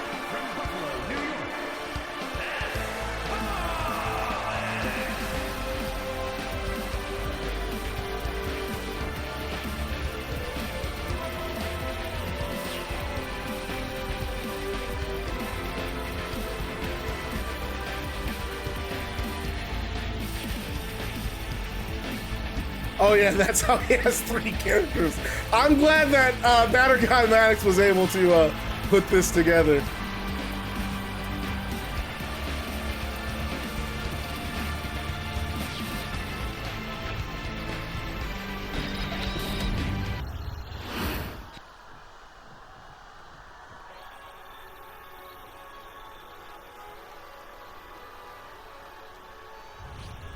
So how did you guys, Barnes, Blizz, everybody in the chat, how did you love Barry Barnes and Anna Adams' announcement? They will be in the goddamn tag team tournament.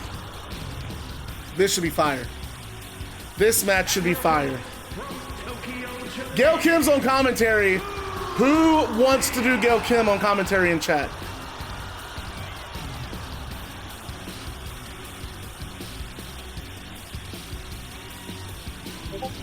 Hey, you started the joke. Setanta's favorite wrestler.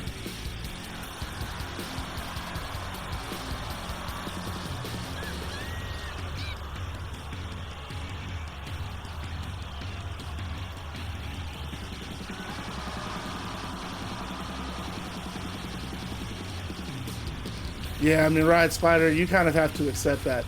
The context is Gail Kim is, first off, she's gonna play up both these women, show respect and love to them. The context is Gail Kim's trying to put the roster, she's trying to pit the roster against Toni Storm because she is trying to convince them that Toni Storm has just come in and has made everyone who competed in the Riot Royale take second place.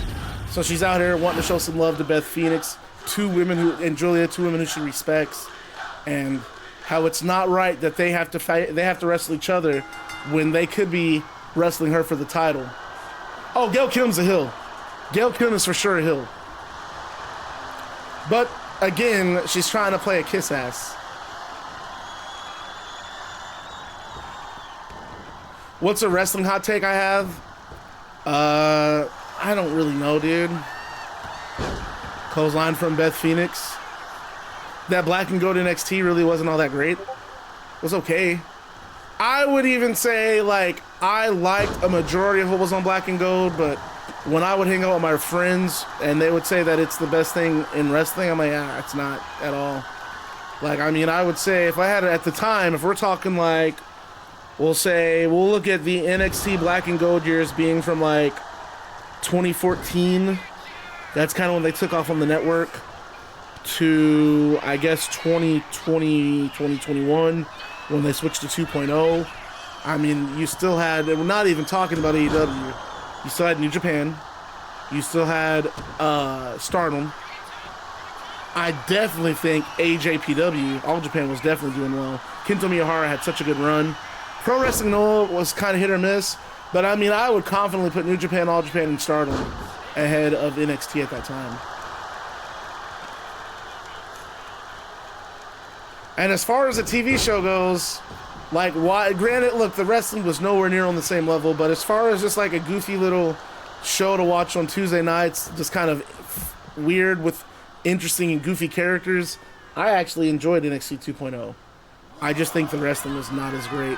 Although there were some highlights. Carmelo Hayes was killing it in everything he was in. I think Mandy Rose was, I really like Toxic Attraction, obviously.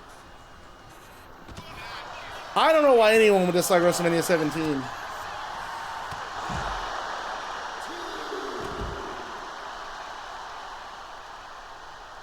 It's really hard for me to have a conversation on something that what is and isn't overrated, because like you can't really account for taste in that sense. You know what I mean? Yeah, I mean, when you say something is overrated, you're basically just saying, what you're really saying is, I didn't like something, or something, I think there's this thing that isn't as good as everyone else thinks it is. How can you really speak on what someone else thinks is good? You know, that's not like an objective measurement. So I don't really use or implement or discuss like what is and isn't overrated. So I won't say Black and Gold was overrated, but I will say that I personally didn't like Black and Gold that much. Okay, let me rephrase that. I like Black and Gold. However, there was a lot that I didn't like about it. I'll be honest, Johnny Gargano's whole story, it started great with Andrade, but then when they did the whole where he cost Aleister Black his match and Ciampa won the title, and then it was Johnny Gargano who attacked Aleister Black, you just killed his whole babyface run. You really killed his babyface run by having him lose his world. Like, he had, what, 2 or 3 world title matches and lost them. I don't think you can do that when a babyface is hot. You have to win. You can lose the first match, sure, but you have to win. TNA did the same thing with Joe Hendry.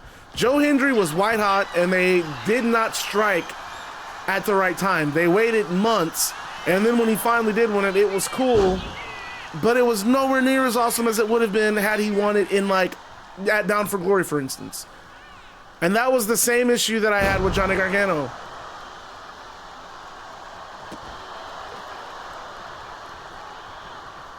So I can't comment on New Japan right now, but man, I'm gonna be honest with you. New Japan 2017, that was my favorite wrestling company. And it was a huge gap between it and, to me, it was a huge gap between it and NXT, without a doubt. Like, I would watch the takeovers, but dude, I was watching everything in Japan. I was watching the Road 2 shows. I was watching their big events. I didn't miss a thing. I mean, dude, the year started with Okada and Omega. Then you had Naito and Michael Elgin a month later, which was, I'm not going to say as good as Okada and Omega at Wrestle Kingdom, but it was really fucking good. What up, Nova? Giulia, no, Beth Phoenix out at 1. And again, Gail Kim out here watching this match. Well, you just have diminishing returns with baby faces, and it's not even necessarily about an underdog. Really, it's not even about a baby face. I think it's any wrestler. When you have to strike when it's hot. You know, and they, like, God, WWE fucked up Drew McIntyre twice. Drew McIntyre should have won the title at Clash of the Kingdom. I don't give a fuck what anyone says. Roman could easily win it back in 3 or 4 months, and then you can do the Cody Roman stuff. There's no reason for Drew not to beat Roman that night. It was the right moment, without a doubt. And then they turned him heel, and he had that awesome feud with CM Punk. He should have had the title. They should have been fighting for the title during that feud. It's crazy to me that he did not beat Damian Priest at that, was it a Paris show? Was that the Paris show or the Berlin show?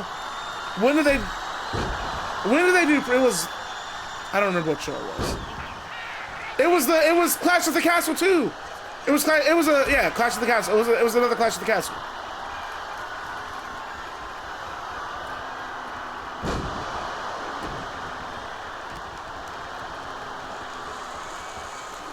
No. I'm talking about Damian Priest and Drew for the title. It was Clash of the Castle. Well, I'm not traditionally an Orton fan, so I can't comment on that. The one thing I liked about Orton's heel run was that it was a little different. It was very reminiscent of Nick Bockwinkel because he was kind of, yeah.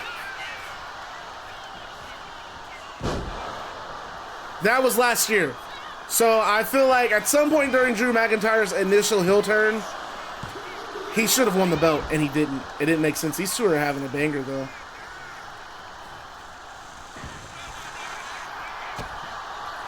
I remember, right? Jesus, just spiking Beth Phoenix again, and what did Katana say as Gail Kim this girl up? Beth Phoenix kicks out again. Look, Maddox. These two are actually fighting for a chance to fight an icon like me. On the other side, we have this line skipper thinking she's still in grade school. Toni something? How ridiculous is she? There's like, well, I mean, she didn't call her shot. This was a match appointed by Bret Hart. But, I mean, I guess I can see your point. Giulia with that running face smash.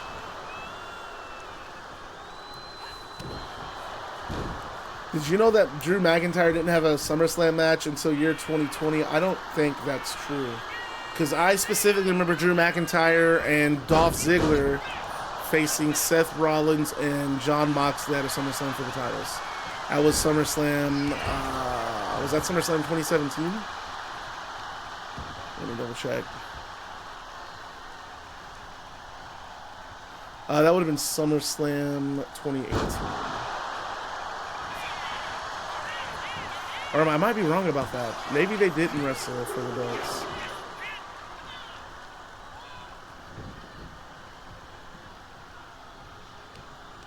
Yeah, they did. Seth Rollins with Dean Ambrose. This was just a singles match. I thought they had a tag title match at SummerSlam.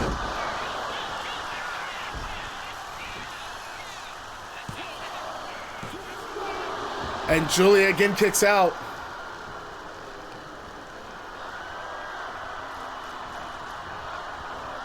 Beth's got Giulia up. Look at the strength on display here. And drops her face first to the canvas. And Beth, okay, well, I'm not going to say anything to that. I'm sorry for speaking. My mistake. I will show more respect for you. It was, I swear this match was SummerSlam.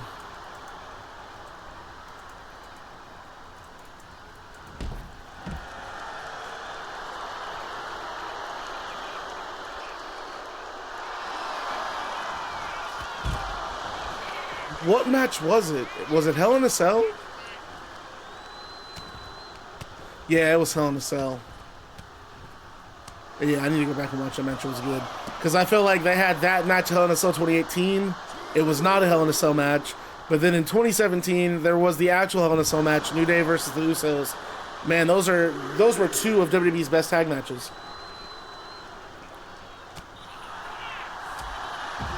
She's spinning back fist from Beth Phoenix. Phoenix sending Giulia back into the ring. Dude, Giulia is like Drew's big clothesline from Beth. Giulia trying to get out of the ring, but no. And now Beth has her up one more time. Military press power slam. Planting her to the canvas. Pinfall from Beth. Beth might have it here, Gail. And no, Giulia on it too. All of them in the back should be lucky that they're living in my era, especially that Toni girl. So which is it? The girls are they're not being given the opportunity they deserve, or they should be lucky, they should feel lucky to be breathing the same air as you, Gail. Which one is it? Glam slam from Beth.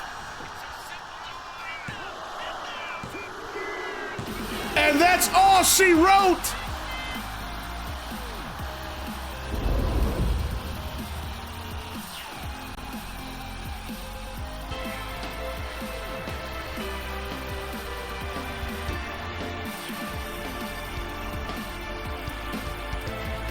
I like that. That was a really good form to the outside. Beth Phoenix celebrating her win, and Gail Kim. Give it up for these two, Maddox. Come on, these two are, what a performance from both these women. And Gail stands up and gives both women a standing ovation. And we get a recap of John Cena versus AJ Styles. From the main event of the first episode of Combat Evolved, and the match, it did not disappoint. It seemed like Cena was poised to beat Styles, but Styles was able to counter and pick up a pinfall with a beautiful powerbomb. And as Combat Evolved was wrapping up, John Cena was showing his appreciation to the audience when Kurt Angle made a surprise appearance to end the show, and Kai's a huge announcement. Kurt Angle has signed with Combat League, and he will be here live next stream. That's going to be Sunday night, folks. But let's go backstage where Annika Hex is with Combat League President Bret Hart. Take it away, Annika. And we go backstage, and Annika standing next to Bret. Bret looks incredibly disappointed, distracted, annoyed, and Annika says, Bret, just moments ago, Barry Barnes and Anna Adams announced their participation in the tag team tournament. Is this something you're even entertaining? And Bret says, no, not at all. And then he just rubs his head and his temples, but I just got off the phone with legal, and it seems like Barry and Anna, they found some kind of loophole in the tournament contract verbiage, and against my better wishes, it looks like Barry Barnes and Anna Adams are in the World Tag Team Championship tournament. I don't like it. I don't like it at all. But if there is a silver lining I can take away from this, it's that Phoenix will finally get his hands on that weasel punk Barry, because Barry Barnes and Anna Adams will be competing against the Lucha Bros in a first round match. And as Bret Hart is about to continue speaking on Barry and Anna, Big Show barges into his office, and Big Show, give me Randy. And Bret Hart says, you can't not. You know what?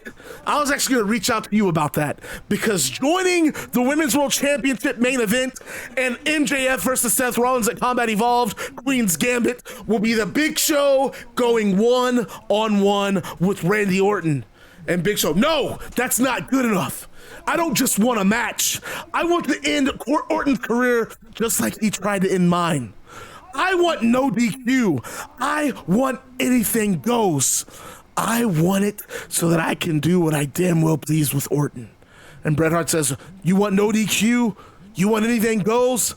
Fine by me. I'm sure Randy won't disagree.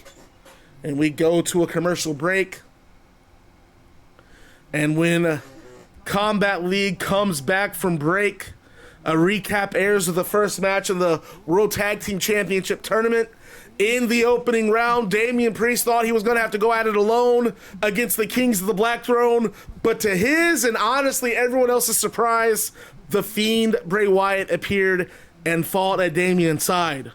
And the two ended up defeating Aleister Black and Brody King. And after the match, Bray Wyatt took his mask off, and he started panicking and shouting. And he said something about he thought he killed the monster. And he looked at Damian and said, Damian's not safe. No one's safe. And I don't know what's going on, but we go backstage where Bliss Boda is with Damian Priest. And Bliss says, Damian, last stream you and Bray made a formidable team, beating Brody King and Aleister Black. But then things took a turn after the match. Can I get your response on what you witnessed out there? And Damian says, look, I don't know what's going on with Bray, but it sounds like he's got some demons to fight. Hell, we're all fighting with our demons. All that matters is he and I made it to the next round. I don't know what mental state he's coming into the second round with, but as long as he comes ready to fight, you won't hear any complaints from me. And Damian walks off, and we're going to get set up for our next match here.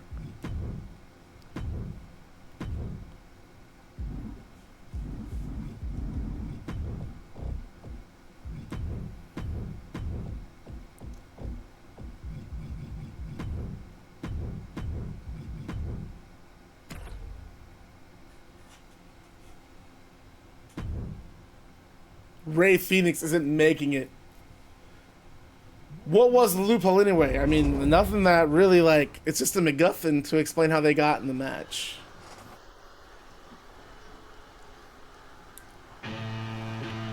Boom. Gotta play Hayabusa's theme song, I guess. And how about this? The debut from the, I mean, a legend in Japanese wrestling, a legend in deathmatch wrestling.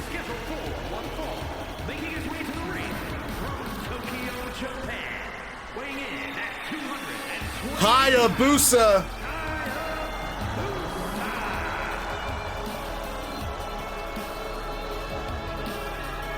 So really, Toxic, he's not wrong. Drew hasn't had a SummerSlam match until 2020. But, I mean, you also have to think about, I mean, let's think about some context here too, right?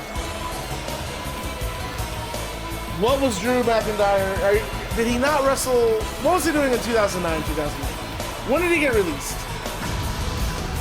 Well, hold on. When was he in three-man band?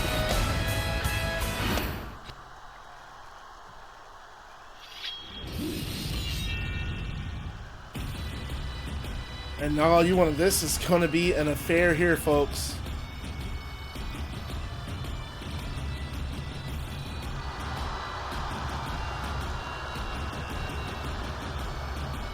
Barry's a damn rat. Yeah, I don't disagree. He is a rat indeed. A rat bastard.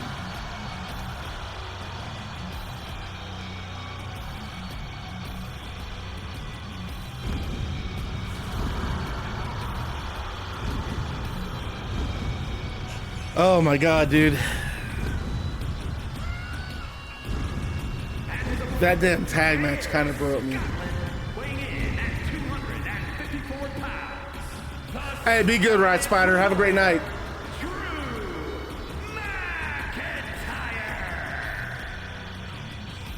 I think I might have to do 5 matches from now on.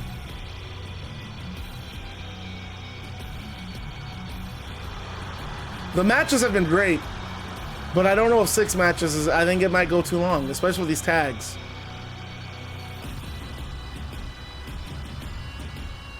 I don't know, I'm just thinking out loud.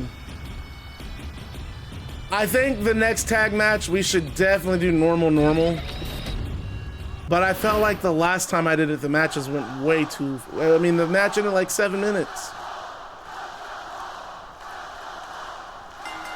And Drew and Hayabusa one-on-one. And Drew was in that Riot Royale, and I think Hayabusa, man, he would have fit right in.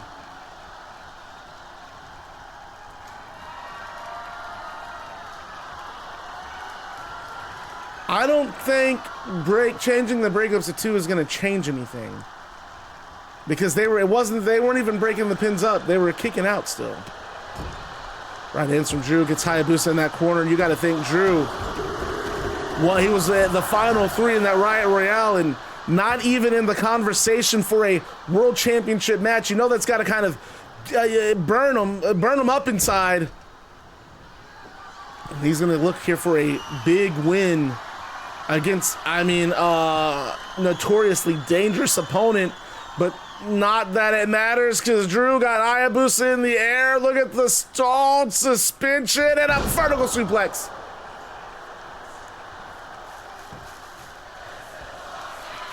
And Drew not done. Going to the top rope now. Drew just trying to make a point here in this match. Comes out with that lariat off the top rope. Hayabusa out at 1. And Hayabusa's been in some wars, you can tell. Look at the body. Look at the scars, but size advantage does indeed go to Drew McIntyre. And Drew sent out powerbomb. And so far, Hayabusa not having the best debut against the Scottish psychopath, and Drew just bringing him back into the ring. If anything, it looks like Drew's just trying to make a statement here.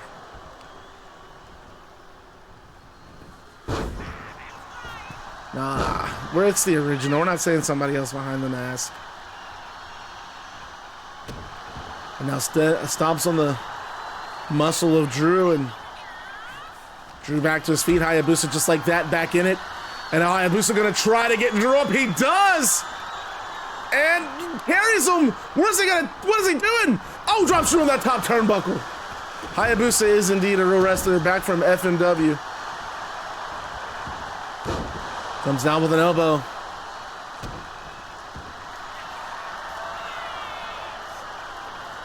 Loved Hayabusa growing up, man.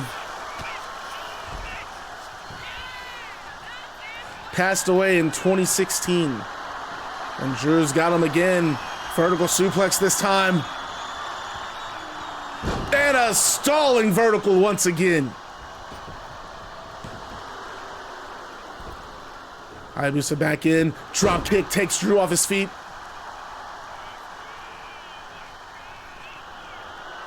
Drew onto the outside. Hayabusa comes down. Missile drop kick. Gets all of it. No kick from Drew, though. And now Drew shoulder tackle. Turning Hayabusa inside out.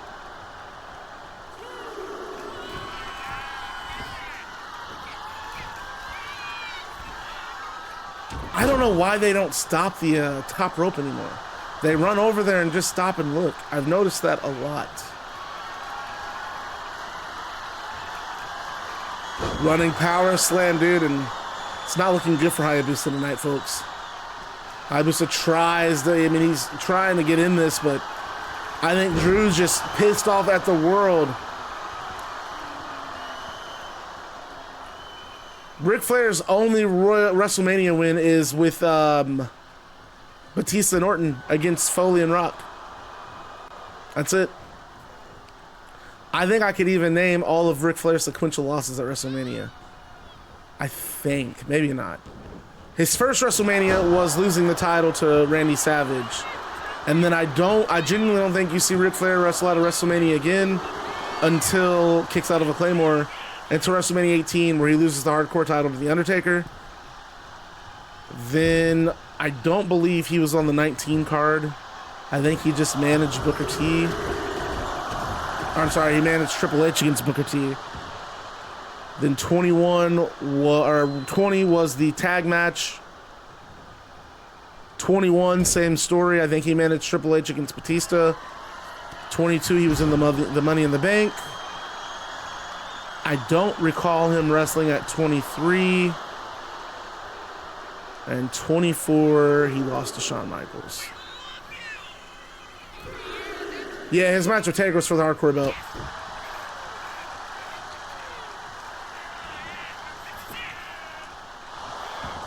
Drew out at 1. Ripcord, jumping knee.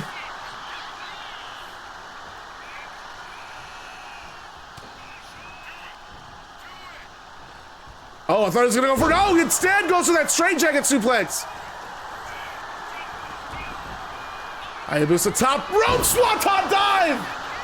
Oh, we might have a win here. Hayabusa might have pulled it off. 2, and no, Drew shoulder off at 2.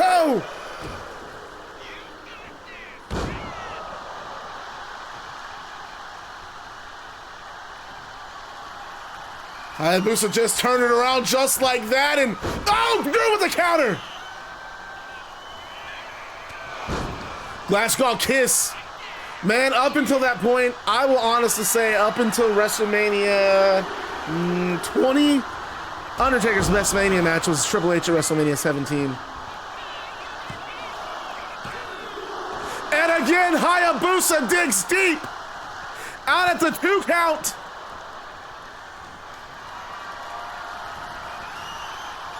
Inverted DDT from Hayabusa.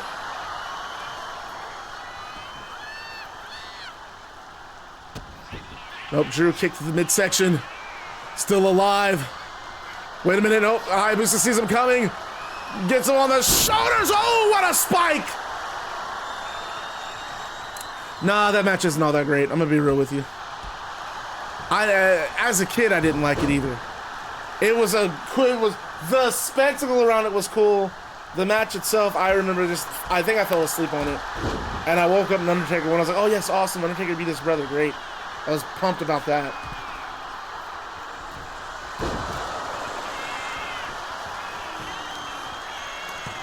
Another swanton too. And Hayabusa almost had it again.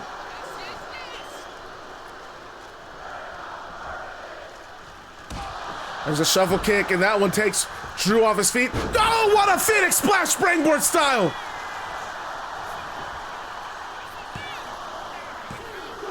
And Drew again at it too. And man, what's the first wrestling memory you have? Yokozuna wrestling, I'd wanna say Steve Austin on a free-for-all before a pay-per-view. And Yokozuna went to the middle rope to do a bonsai, and the ropes broke. That was the very first, or no, going before that actually, Papa Shango making the Ultimate Warrior throw up. And I just remember my mom was flipping through channels and that was on, and she was like, oh, look at this! And Papa Shango scared the shit out of me. Like, I didn't watch wrestling, but I knew who Hulk Hogan was. I even had a Hulk Hogan toy as a kid. I didn't really watch wrestling. And then I saw the thing with Papa Shango. I think I know what this is. Neck trap. Oh my goodness, he just spiked Drew!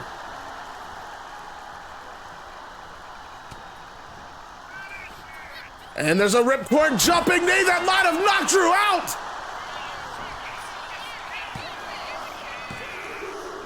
And again, Drew's still alive. And I think Hayabusa here. Oh, dude, Hogan's the single most popular star in North America. Without Hogan, there's no Austin, there's no Rock, there's no Cena. Hogan's dog shit, not a fan of the guy. But you can't deny how important he was.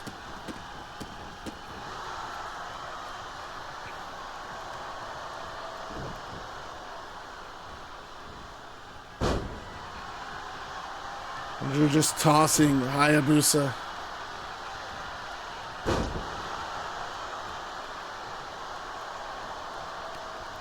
Nope. Hayabusa blocks. Hayabusa's still in this. Dude, that move, there's no way I would take that move in real life. Fuck that.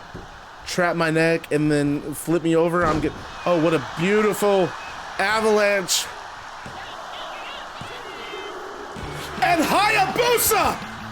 Big win over Drew McIntyre!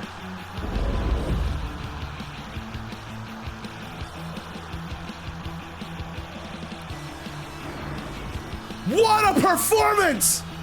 Hayabusa coming back!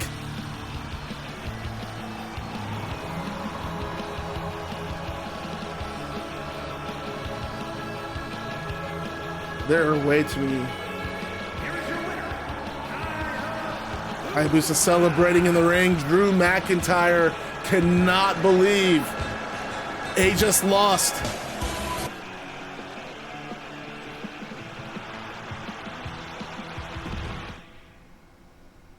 Yeah, I think I'm going to have... Well, I mean, it's nothing to just skip through them, dude. It's a couple extra buttons. It's no big deal. It's not the end of the world. And after the match, we go backstage. Specifically, we're in the women's locker room where it appears that the Combat League's women's world champion, Gail Kim, is holding some kind of town hall as she has Kairi Sane, Sol Ruca, Roxanne Perez, Beth Phoenix, Giulia, Zelina Vega, Tatum Paxley, Christy Ortiz, Tigra, Hana Kikuchi, Willow Nightingale, and Liv Morgan, and many more all gathered. And Gail Kim says, each and every one of us shed our blood, sweat, and tears on Sunday for a right to hold this championship. And Toni Storm just gets an immediate title shot. It's not right. She didn't go through what we went through, so why is she being rewarded? We deserve better. Look, I know I said some things about this locker room that were uncalled for, and I wish I could take them back. But what Tony's doing, it goes far beyond the point of being disrespectful.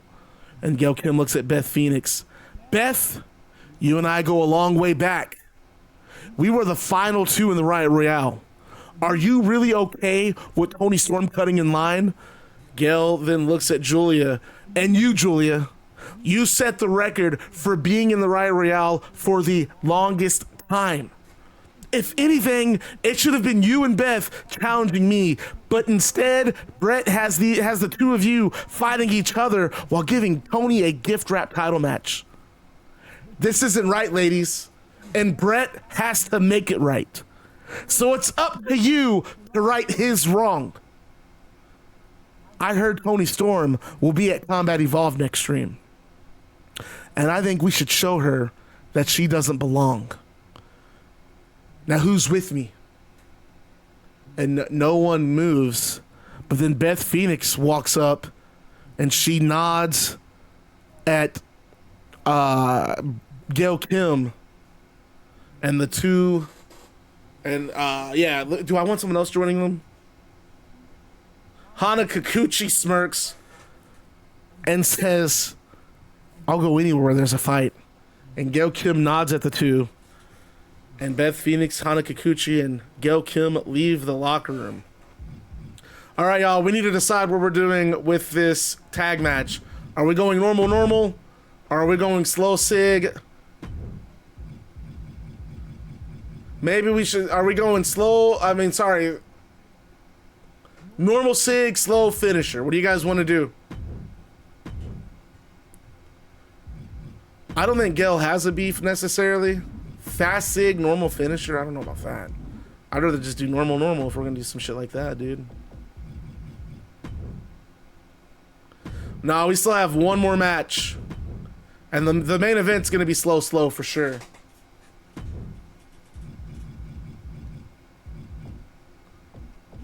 I say we go normal. Just to see what this game's on.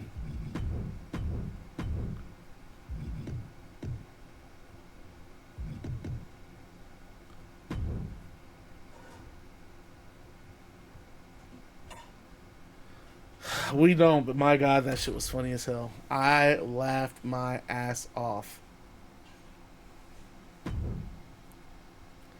All right, our next match of the night. We have another opening round match in the World Tag Team Championship Tournament. We got to play Bullet Club Gold Team.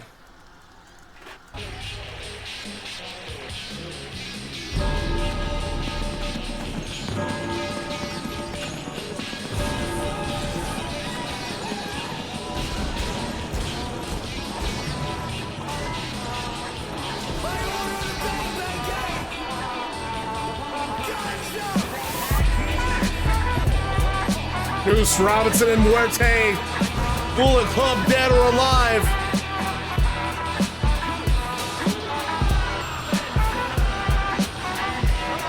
And they attacked CM Punk and Setanta in the back earlier tonight.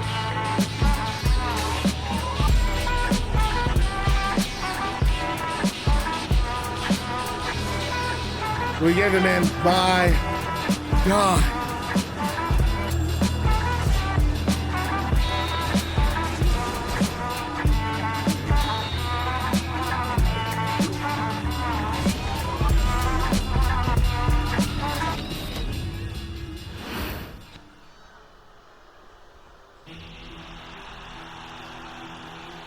You gotta think Setanta and CM Punk, they don't like each other, but they do have to work together.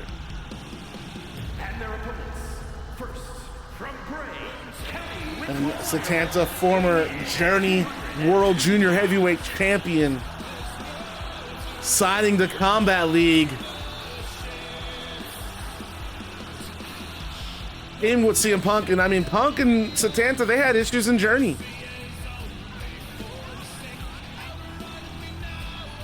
And Punk asking Setanta what his problems are, and when Setanta spelled them out.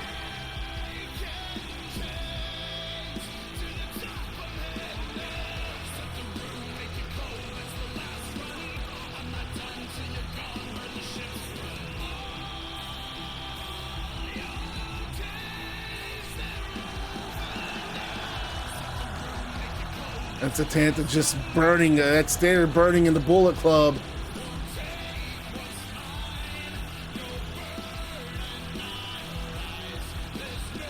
We definitely got to do predictions in the main event, right?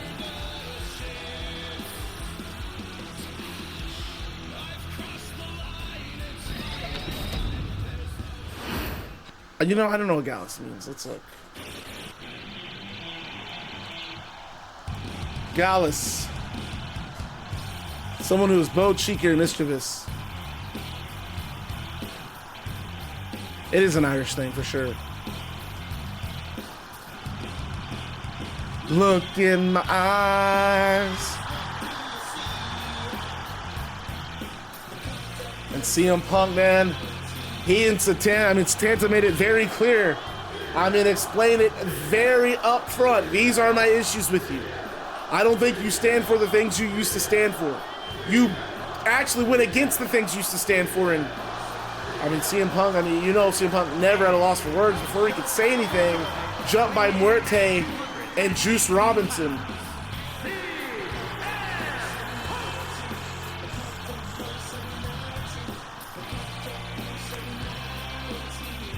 Man, I don't listen to it enough to really know the differences.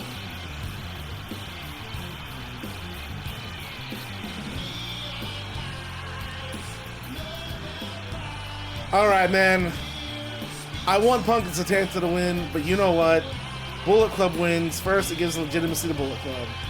And I can do some stuff with CM Punk and Setanta. But more importantly, we get Bullet Club and Aysen and Hook in the next round. And I know there's going to be so much shit talking in that match that I honestly can't wait.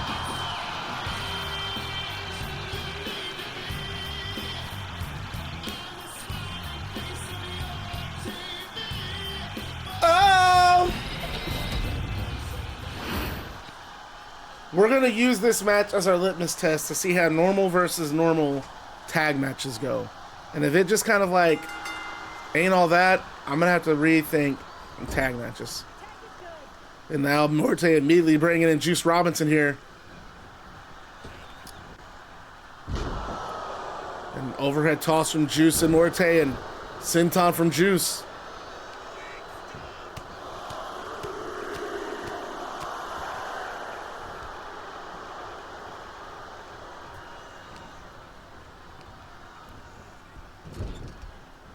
Muerte from Tijuana, Mexico. And Juice Robinson, I don't know, these two got connected. And Juice bringing the Bullet Club faction to Combat League, and Hana Kikuchi joining as well. And notice Hana absent out here. Went with Gail Kim and Beth Phoenix, who I guess are the new welcoming committee for Toni Storm. Slingshot to the outside.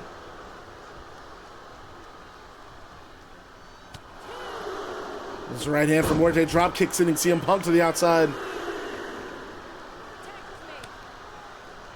Robinson now tagged in, and Punk and Setanta cannot get on the same page. They cannot get on the same page here, and it's not working. Shuffle kick from Setanta, I was going to say. Oh, and beautiful corkscrew standing pinfall. But notice, you don't really see Setanta and Punk working in tandem. Shoulder breaker from Setanta. And now Springboard comes back with the leg drop. And I think that's going to be one of the advantages that Bullet Club has in this match, as Robinson gets to the rope from that armbar. Oh, Setanta with a counter as the hammerlock, and wait, Robinson getting pulled back to his feet. Wrist lock applied, drops the elbow over the shoulder. Sling blade from Setanta. Missile drop kick, taking Juice Robinson down. Robinson trying to make the tag to Muerte, but Setanta does cut him off, and Setanta looks at Punk and slaps his chest, and I guess that's a tag. And Punk on the apron. Springboard. No, moves out of the way. Does Juice Robinson. Punk doesn't get it. Irish whip, but Punk does counter, sending Juice to the ropes. Drop kick, taking Robinson off his feet. And now his own wrist lock applied, and Punk slamming Juice Robinson shoulder first to the canvas. Setanta, he tags Setanta back in. And Robinson content to just take his count.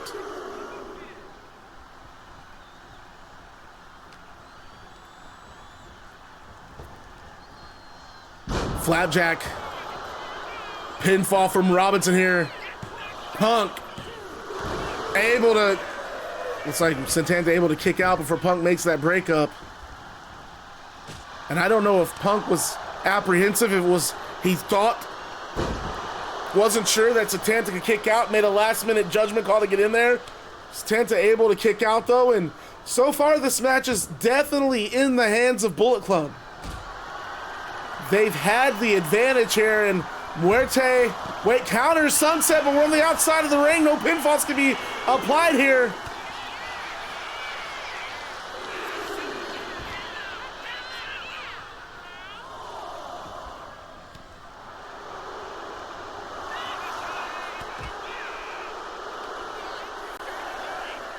And tackles Setanta into that barricade. Who y'all got in this match?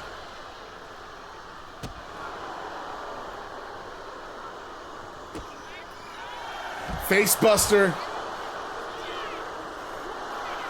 Because remember, Bullet Club did win the Rock and Roll Forever tournament. I think they even won the tag titles at the end of it. Gosh, that team was kind of dope.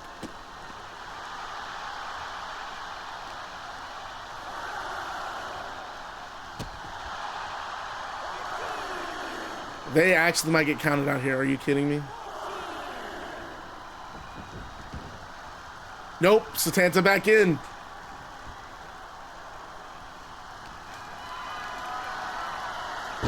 Scoop slam from Setanta. So these two are literally about to get counted out. And Setanta has him. Looks like he has a brain buster. And no, Setanta out at 2.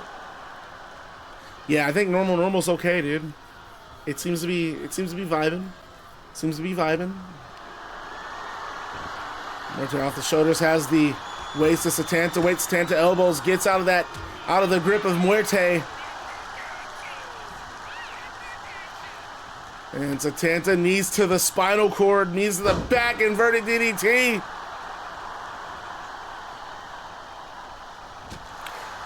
Beautiful roundhouse kick and goes to the body, Russian leg sweep. And Setanta able to tag Punk this time. No animosity.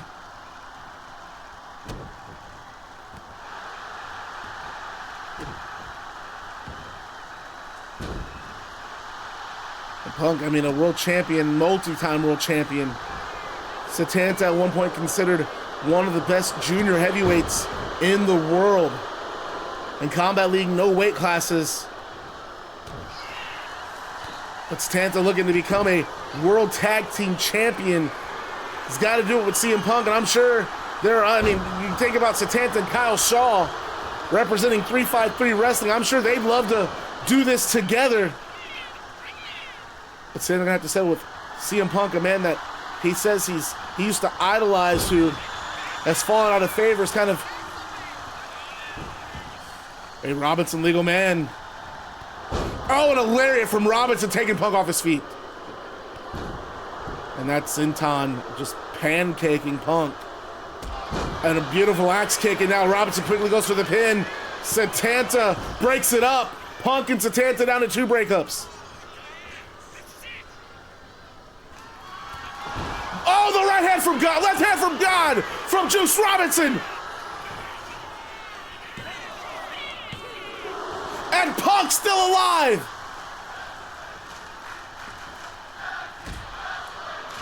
And Juice is even more aggressive.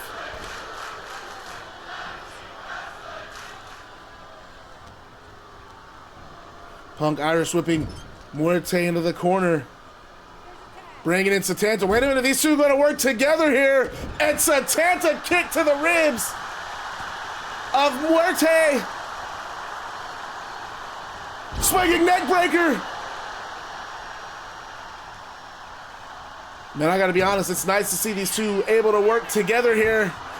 Put their differences aside, go after those tag titles, and Setanta comes down with that right hand that might have knocked out Muerte. And Muerte showed her up. And he's clutching at that mask.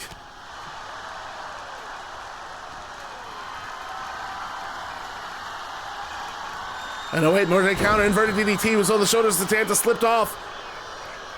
And Bullet Club, you see Punk wanting that tag, and Muerte stops Setanta and brings them over to the corner of Bullet Club. And look at that right hand from Juice Robinson.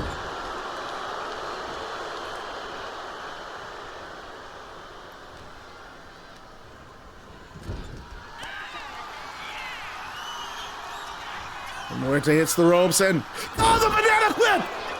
Banana clip from Bullet Club! And Punk with the breakup! One breakup left for Setanta and Punk!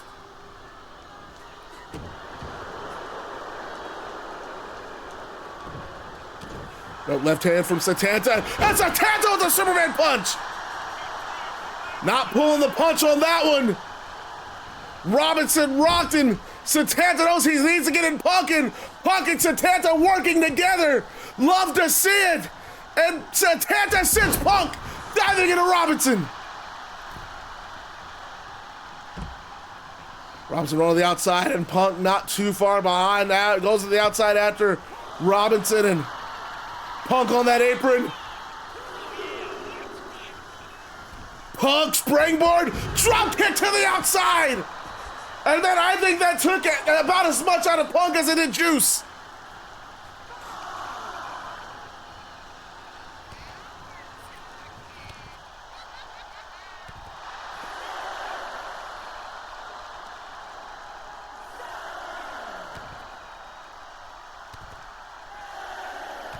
Punk just going to work on that leg.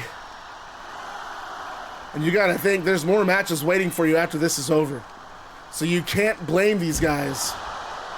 I mean, this is a fight for survival if there ever was one. Punk throwing Juice back in and Punk going to the top. Punk coming down with the crossbody. Bringing in Setanta, the Irish Daredevil, but instead Setanta goes to the outside. I didn't know Setanta goes to the top rope. Setanta top rope. And what a double rotation moonsault. Muerte, no choice but to break it up. Bullet Club, they have 2 breakups left. Setanta and Punk 1, I believe is my count.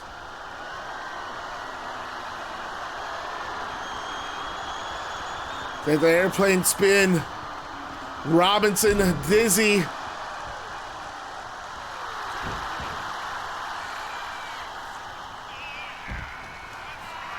Wait a minute, Muerte comes in and Setanta beats him as well. Airplane spin for Muerte. I know, it got hella quiet, didn't it? It's getting late for one. It's 8:30 Eastern time.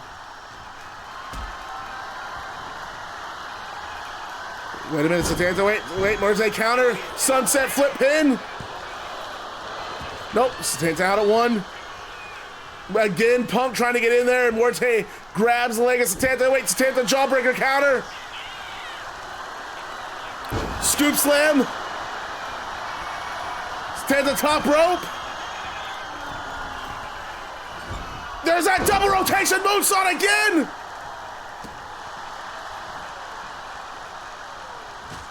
Jesus, 9 p.m. for you? Yeah, I guess it would be 8:40, so yeah. 9's late for you guys. See, 9 o'clock, my bedtime right now is a solid 1:30 a.m. Okay, trips up the leg of Setanta and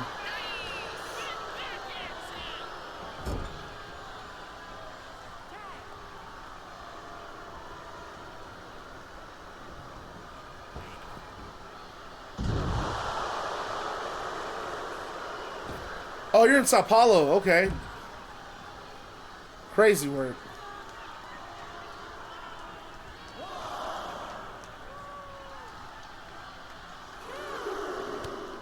And goes after Punk, this Robinson.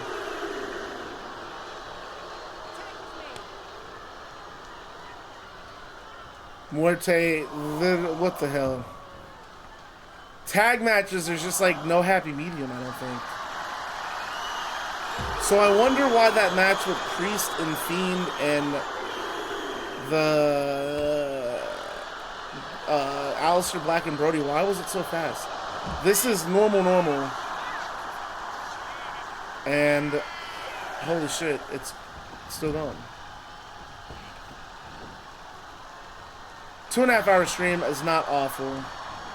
Not ideal, but not bad. Punk, legal man. Setanta gets that hot tag. Punk, big chops, right hand. Right hand's firing away. Welcome back, Witch Doctor. Punk. Sit out, powerbomb.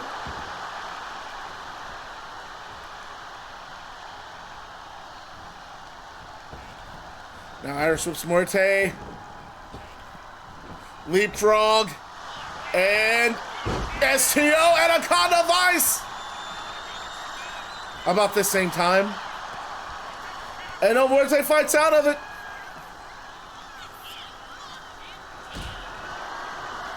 Muerte, wait a minute, he just kicks Punk. Powerbomb.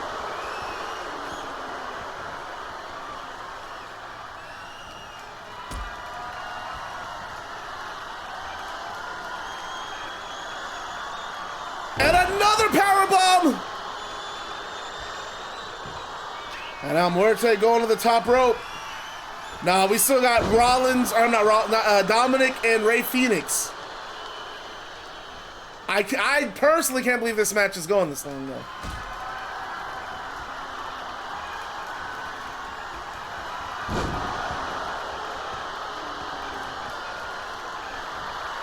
And he taunts instead of continues the attack. Why? Dude, this is like his millionth powerbomb.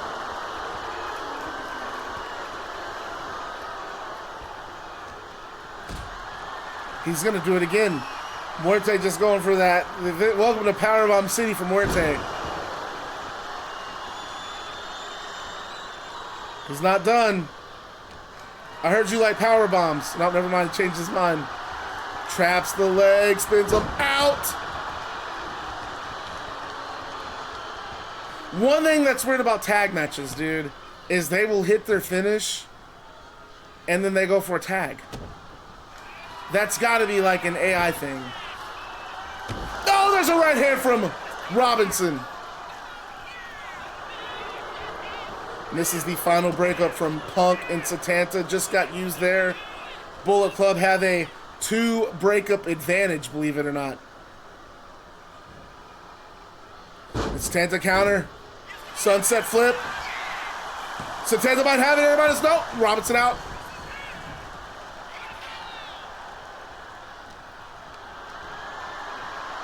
Scoop slam from Setanta.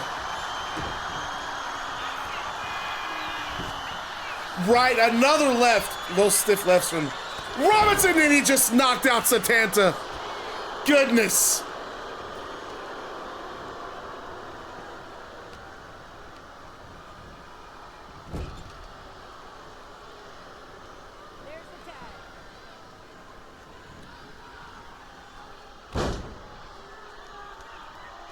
And what a combination from Muerte and Robinson.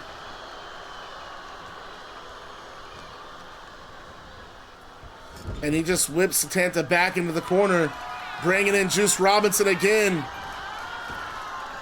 And there's the banana clip one more time. I'm gonna have to take over from CM Punk just to be on the safe side.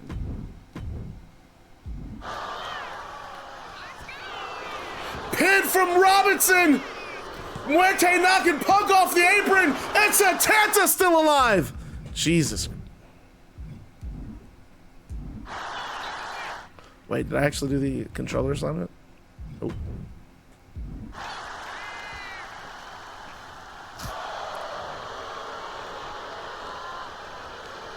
How the hell did Setanta kick out of that?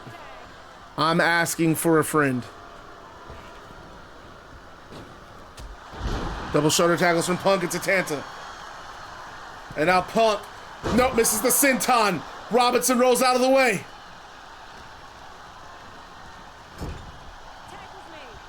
You gotta love these tags, dude.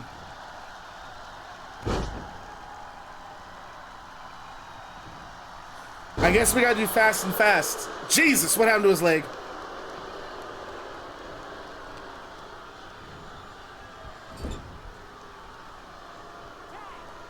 At this point, dude, they're just like... They're just going ham on his ass. I actually like just Robinson and Morte as a tag team. They're kind of dope. And just rocks with that left hand as juice.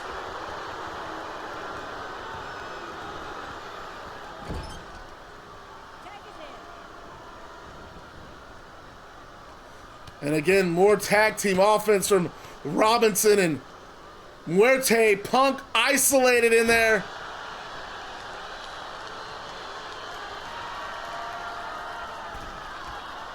And Muerte, I think, look at that sweep. And, oh, what a rolling kick! Goodness!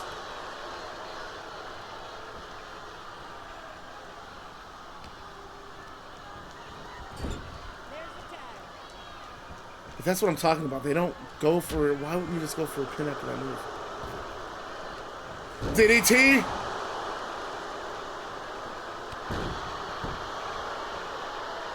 Man, I'm just remembering Doug Foster just getting his ass beat, dude. Goodness. Hold on. Am I still in control of Punk? There's no way. No, he's just getting an ass whooping here. He's getting a Doug Foster ass whooping. Lariat from Robinson. And then rolls outside of the ring. Morte's like, nope, I got this.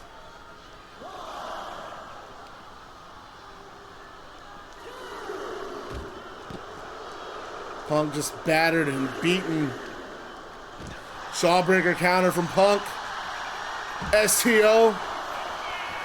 There's going to be a thing called a Doug Foster beatdown. And it's going to be what happened to you in that match. Dude, you got fucking cooked. It was crazy.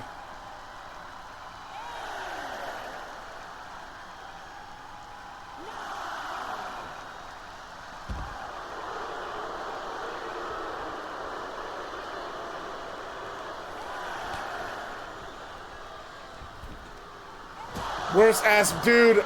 It might be worse than Wade Barrett. Honestly. Oh, okay, I can't say that because Barrett got thrown off the top of a cell multiple times. But holy shit. Foster, like... I mean, dude, they didn't let Foster do a damn thing. And you know Smoke Morgan was watching from the apron like, oh, just end this shit. Go to sleep. This is the last breakup from Bullet Club. This might be their... They might have one more left. I don't know. For the sake of wanting this match, dude, they just used the last one. Last breakup from Bullet Club. And then Smoke Morgan just beat the living hell out of him after it was over. Okay, moving out of the way. All right, tag matches. You got to go fast. It's crazy. It's crazy. There's just like Hayes said, there's like a tag team buff. Guys just like, they're gonna kick out. Punk kicked out of that, which I'm okay with that, but damn, dude. There's no reason for him to kick out of that finisher earlier.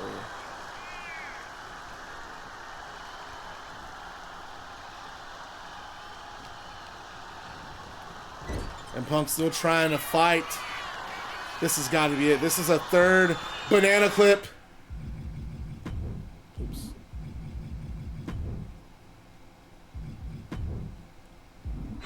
And when Punk hits the ropes, he accidentally knocks the 10 off the apron. What in the world? Are you kidding me? Punk's still alive! This is on normal settings.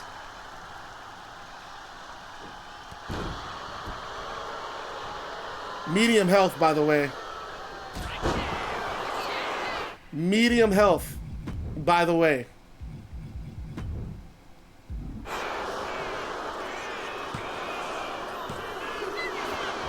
Wow, he's still alive. This motherfucker is still alive.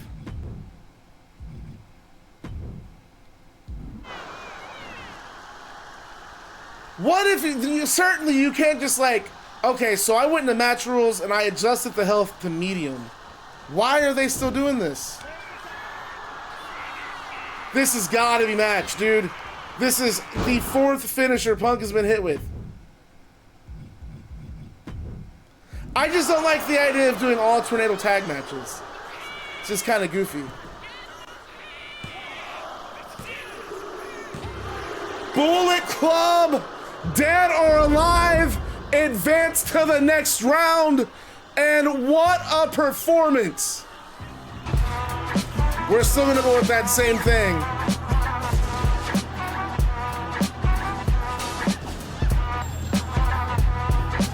The Tanta got knocked off the apron when Juice Robinson Irish whipped Punk, and that did allow Bullet Club, dead or alive, to hit the banana clip. And they will move on to the next round. They will face Hook and Aysen Darkhan. And we go to our final commercial break of the night. And it is time for our main event.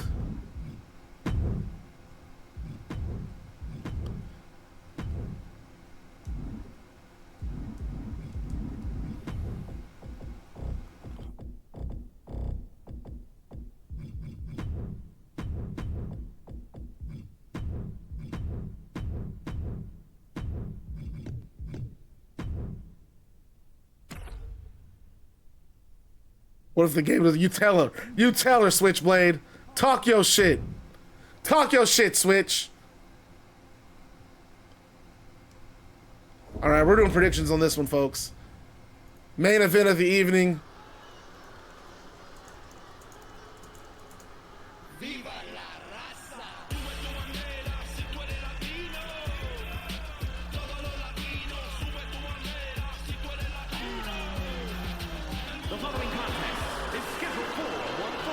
I forget you can be smart at times. From Mexico City, weighing in at 202 pounds,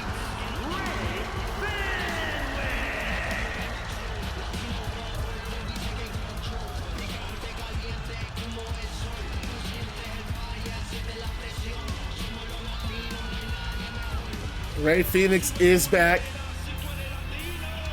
Get those predictions up. Don't be no bitches. I want to see some big pancakes at stake here. Put your pancakes up.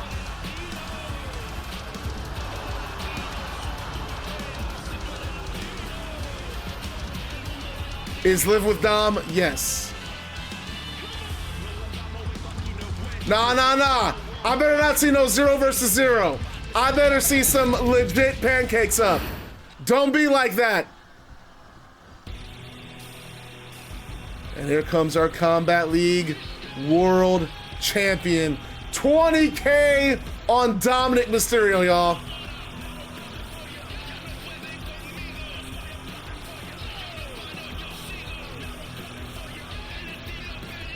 $62,000 on Rey Fenix. And don't forget, if Rey Fenix wins this match, he does get a future title shot at Dominik Mysterio.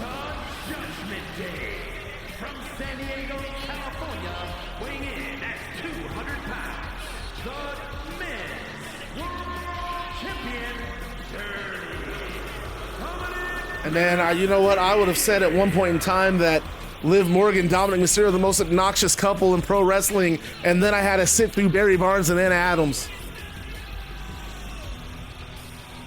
I don't even want the bet already. Yes, Dominik is our world champion. He won the Riot Royale on Sunday.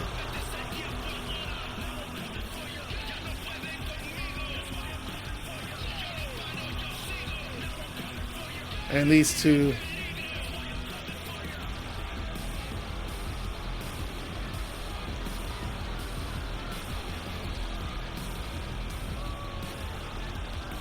I put one pancake, I'm broke. Who put that money on damn Dominik? For real. I thought it was Skriz. It wasn't Skriz that dropped 20K. Who was it? I don't think Bret had much to do with that. And here we go, Rey Fenix, Dominik Mysterio, and Rey Fenix starting things off. Snap suplex. And now Fenix looking for an early pin. He's trying to get that title match.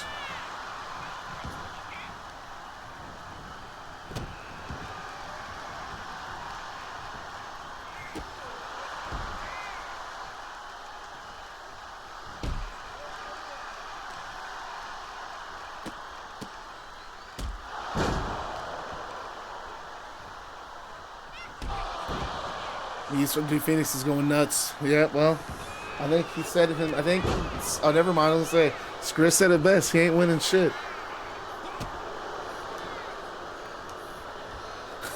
If you, like Stone Cold said, if you take the H out of Hitman, you get my thoughts. Hitman, got it. and put shit Hitman.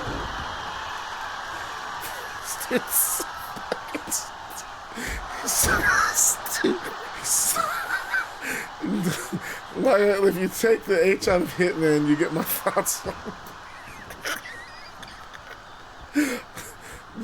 I think what you've been, you know what? I don't even want to correct you, dude. He's before the bright lights because he's gonna be looking up at him when he eats this pin from Rey Fenix. Rey Fenix right hands and tosses Dominik to the outside. And President Bret the Hitman Hart made this match after Barry Barnes had attacked Phoenix. Phoenix coming down with that knee. Oh, misses that. Flipping senton. I know what you meant, but goddamn, it took you forever. She had a TNA title. She had the tag titles. She doesn't need a TNA women's title. Even though she has been killing it, to be honest with you.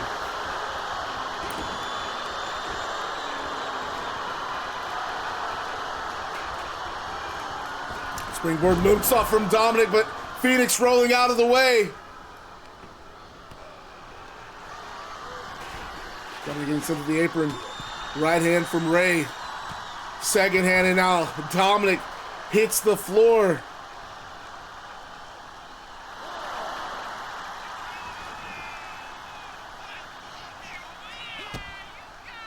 Wait a minute, yeah, Dominik! Code red on the outside!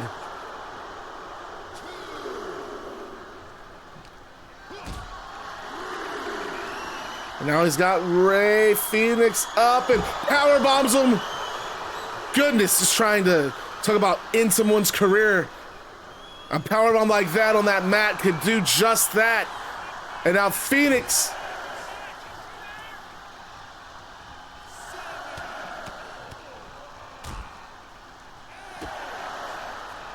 At an 8 count.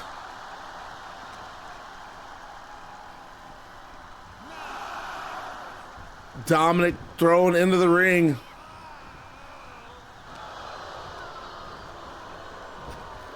Oh, big Superman punch from Phoenix. Phoenix goes for the pin. And Dominik got it too.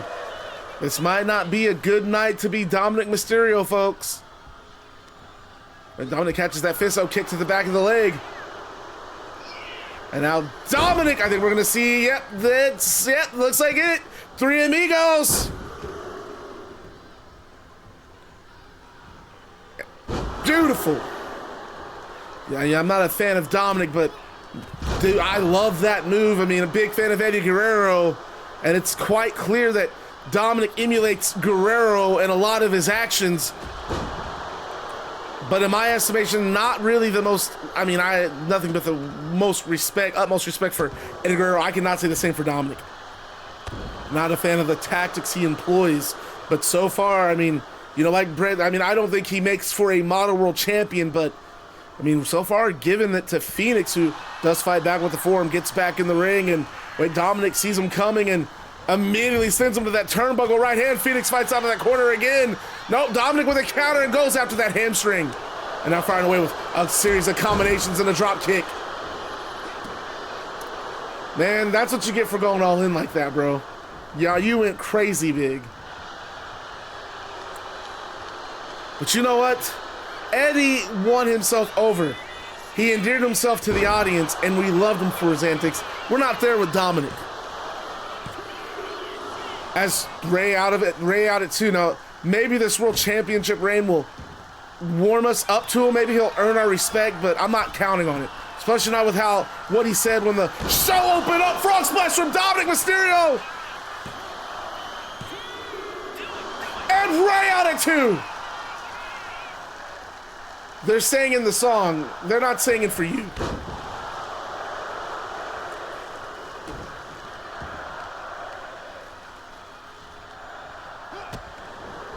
And Dominik kicking the ribs. And that elbow drop across the chest.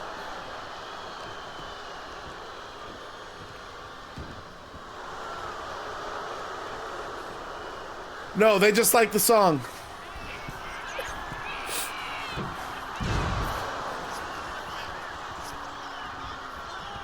They just like the song. Spear from Phoenix.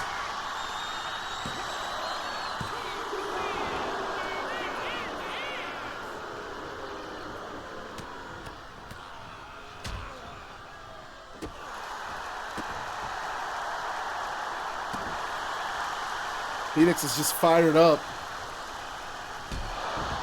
Another knee. I mean, Dominik's rocked. World champion in trouble here. Rey Fenix could be earning himself a world championship match. Well, I mean, Roman doesn't do a springboard moonsault.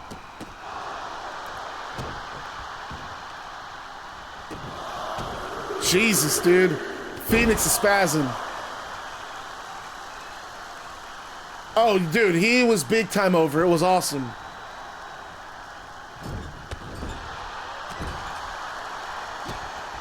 Nope, Phoenix is not in the game. Both men trying to fight out of that corner. I'm going to watch it, but I don't think I'm going to watch it live because that UFC pay-per-view is Saturday night, and that's Chimaev versus Duplessis, and that's a main event that I really want to see. I think Chimaev wins. I think he does it in 3 rounds. But Duplessis is so unorthodox, it's really hard for me to say. It's going to be good. Michinoku driver from Dominik. Dominik believes that might be it. And no, Phoenix out at 2.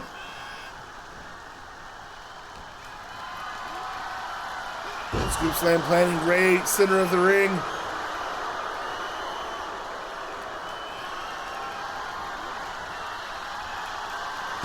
Shoulder breaker.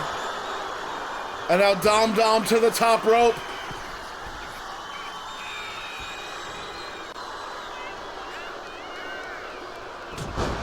Axe handle smash. Crossbody. Pinfall from Dominik. And Phoenix out at 2. You can see Dominik just getting more and more frustrated. He's got a cut above the eye. Well, Phoenix out of that scoop slam takes the rolling elbow. No, Dominik blocks it. Elbows from Phoenix. These two just hoeing pillar for post, meeting each other at every hold. Irish whip. Phoenix goes low. Leapfrog and there's that punch again. Rocking Dominik. And off the rope. Comes down with an elbow right across the bridge of the nose. And Phoenix might have it here, folks. Elbow from Dominik. Drop kick taking Phoenix off his feet. Phoenix was stalking Dominik. Dominik saw it coming.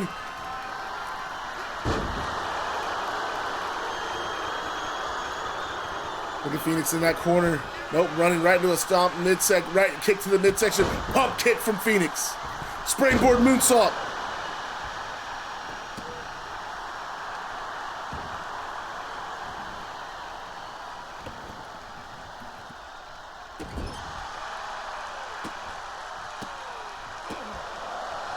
Those kicks from Phoenix, and now Phoenix, oh, aggressive.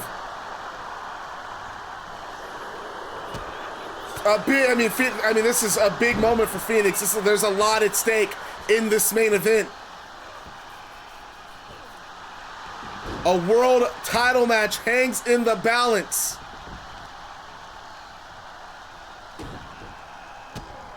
You can tell Phoenix going for broke here. Not unlike Hook and Aysen did against Doug Foster tonight. My God. What an ass whooping. I'm literally going to go back and rewatch that match after the stream's over. I'm not going to lie. That shit was insane. Springboard moonsault, and Phoenix gets some distance on it. Okay, man, this is... I don't know, dude. Phoenix just went into apeshit mode on you. He's fucking you up right now, dude. What are you talking about? He's going nuts. This might be it. 2 and 3. Rey Fenix has done it. He has earned a world championship match against Dominik Mysterio.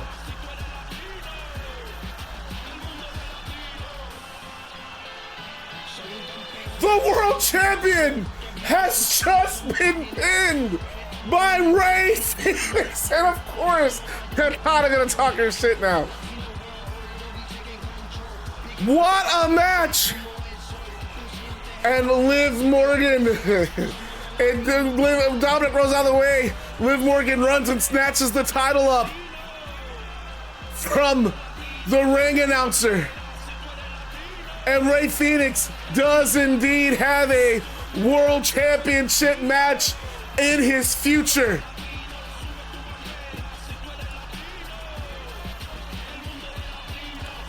And as Dominik and Liv Morgan head up the ramp, Phoenix climbing up to the middle rope and motioning his hands around his waist.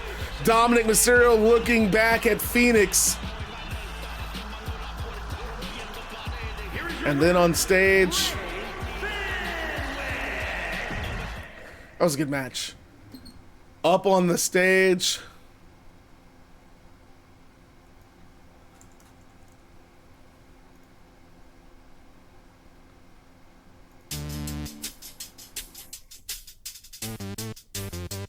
MJF steps out on stage to close the show, and he points to Dominik Mysterio. He points to Rey Fenix. It doesn't matter which one of you have that title, because it belongs to Maxwell Jacob. And before Max can finish, Seth Rollins appears from behind, and he slams a chair into Friedman's back.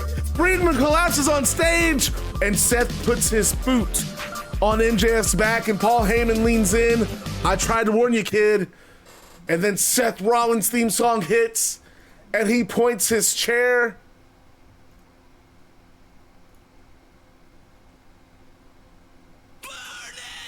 He points the chair at Dominik Mysterio.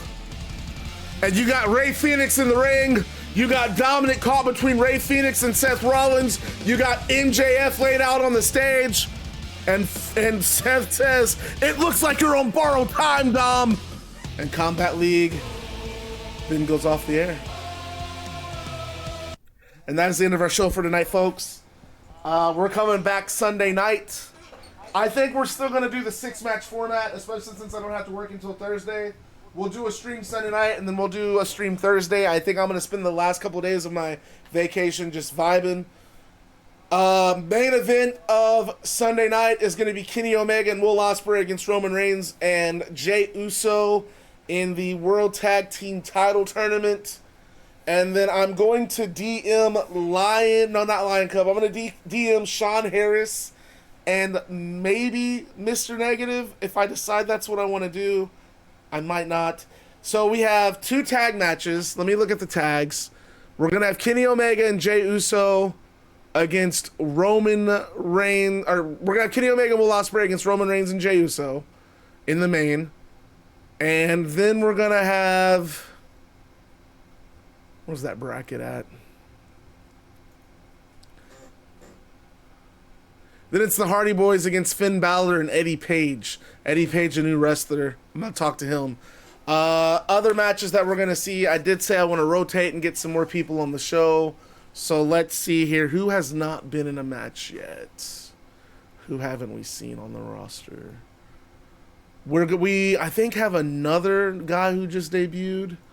We have another guy who's playing a CAW. We're going to do a match with his CAW. And then let's see who we got. Former Mints female.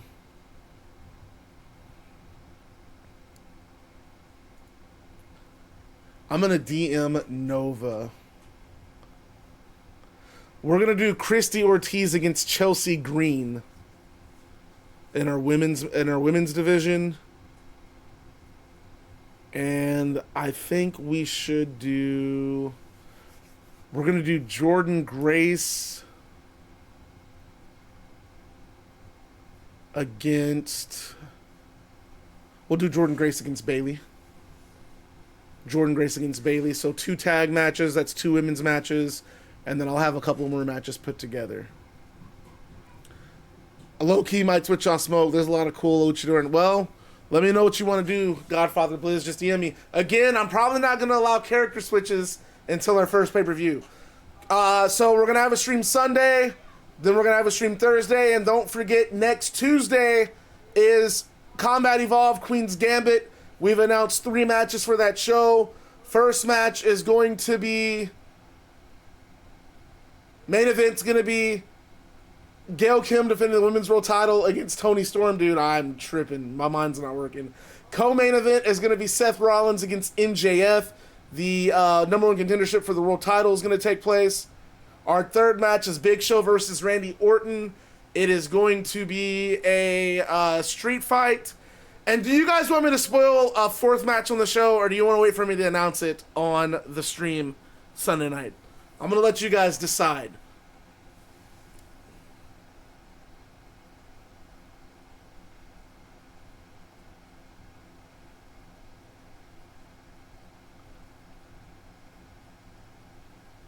No spoilers.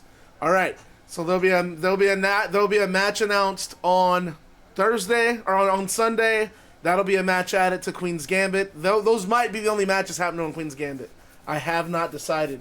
I actually might go ahead. Okay, yeah, I'm gonna do it. Opening match of Queen's Gambit. Dominik Mysterio is gonna defend his world title against Rey Fenix. I guess that's what we're gonna have to do. Maybe. I don't know. I'm not quite sure. We'll have to think about it. Yeah, we should do it. We should go and have a world title match. Rey Fenix. Yeah, Rey Fenix, Dominik Mysterio. That's taking place on Queen's Gambit. And then we're going to have a 5th match that's going to be announced on the stream on Sunday. So, folks, before I get off, I'm going to ask. We're 3 streams in. We've had 2 Combat Evolve shows. We've had the Riot Royale. I just want to know, how's everyone feeling about Combat League? What's the vibe? What are our takeaways? What are we liking? What are we not liking? Are we pumped for Combat League to return? This boy is in the hospital.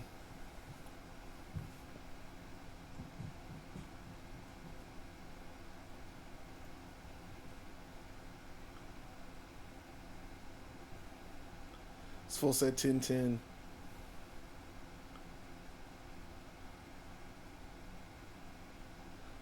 All right, folks. Well, that's it for tonight's stream. I'm Bad Guy Maddox, Twitch's #1 bad guy. You guys are the Bad Guy Club, the baddest club on Twitch TV. As always, thank you for watching the stream. Remember to stay bad, because being bad is fun. I will see you guys Sunday night. Combat Evolved Episode 3. Got Toni Storm in the house. Take care, guys.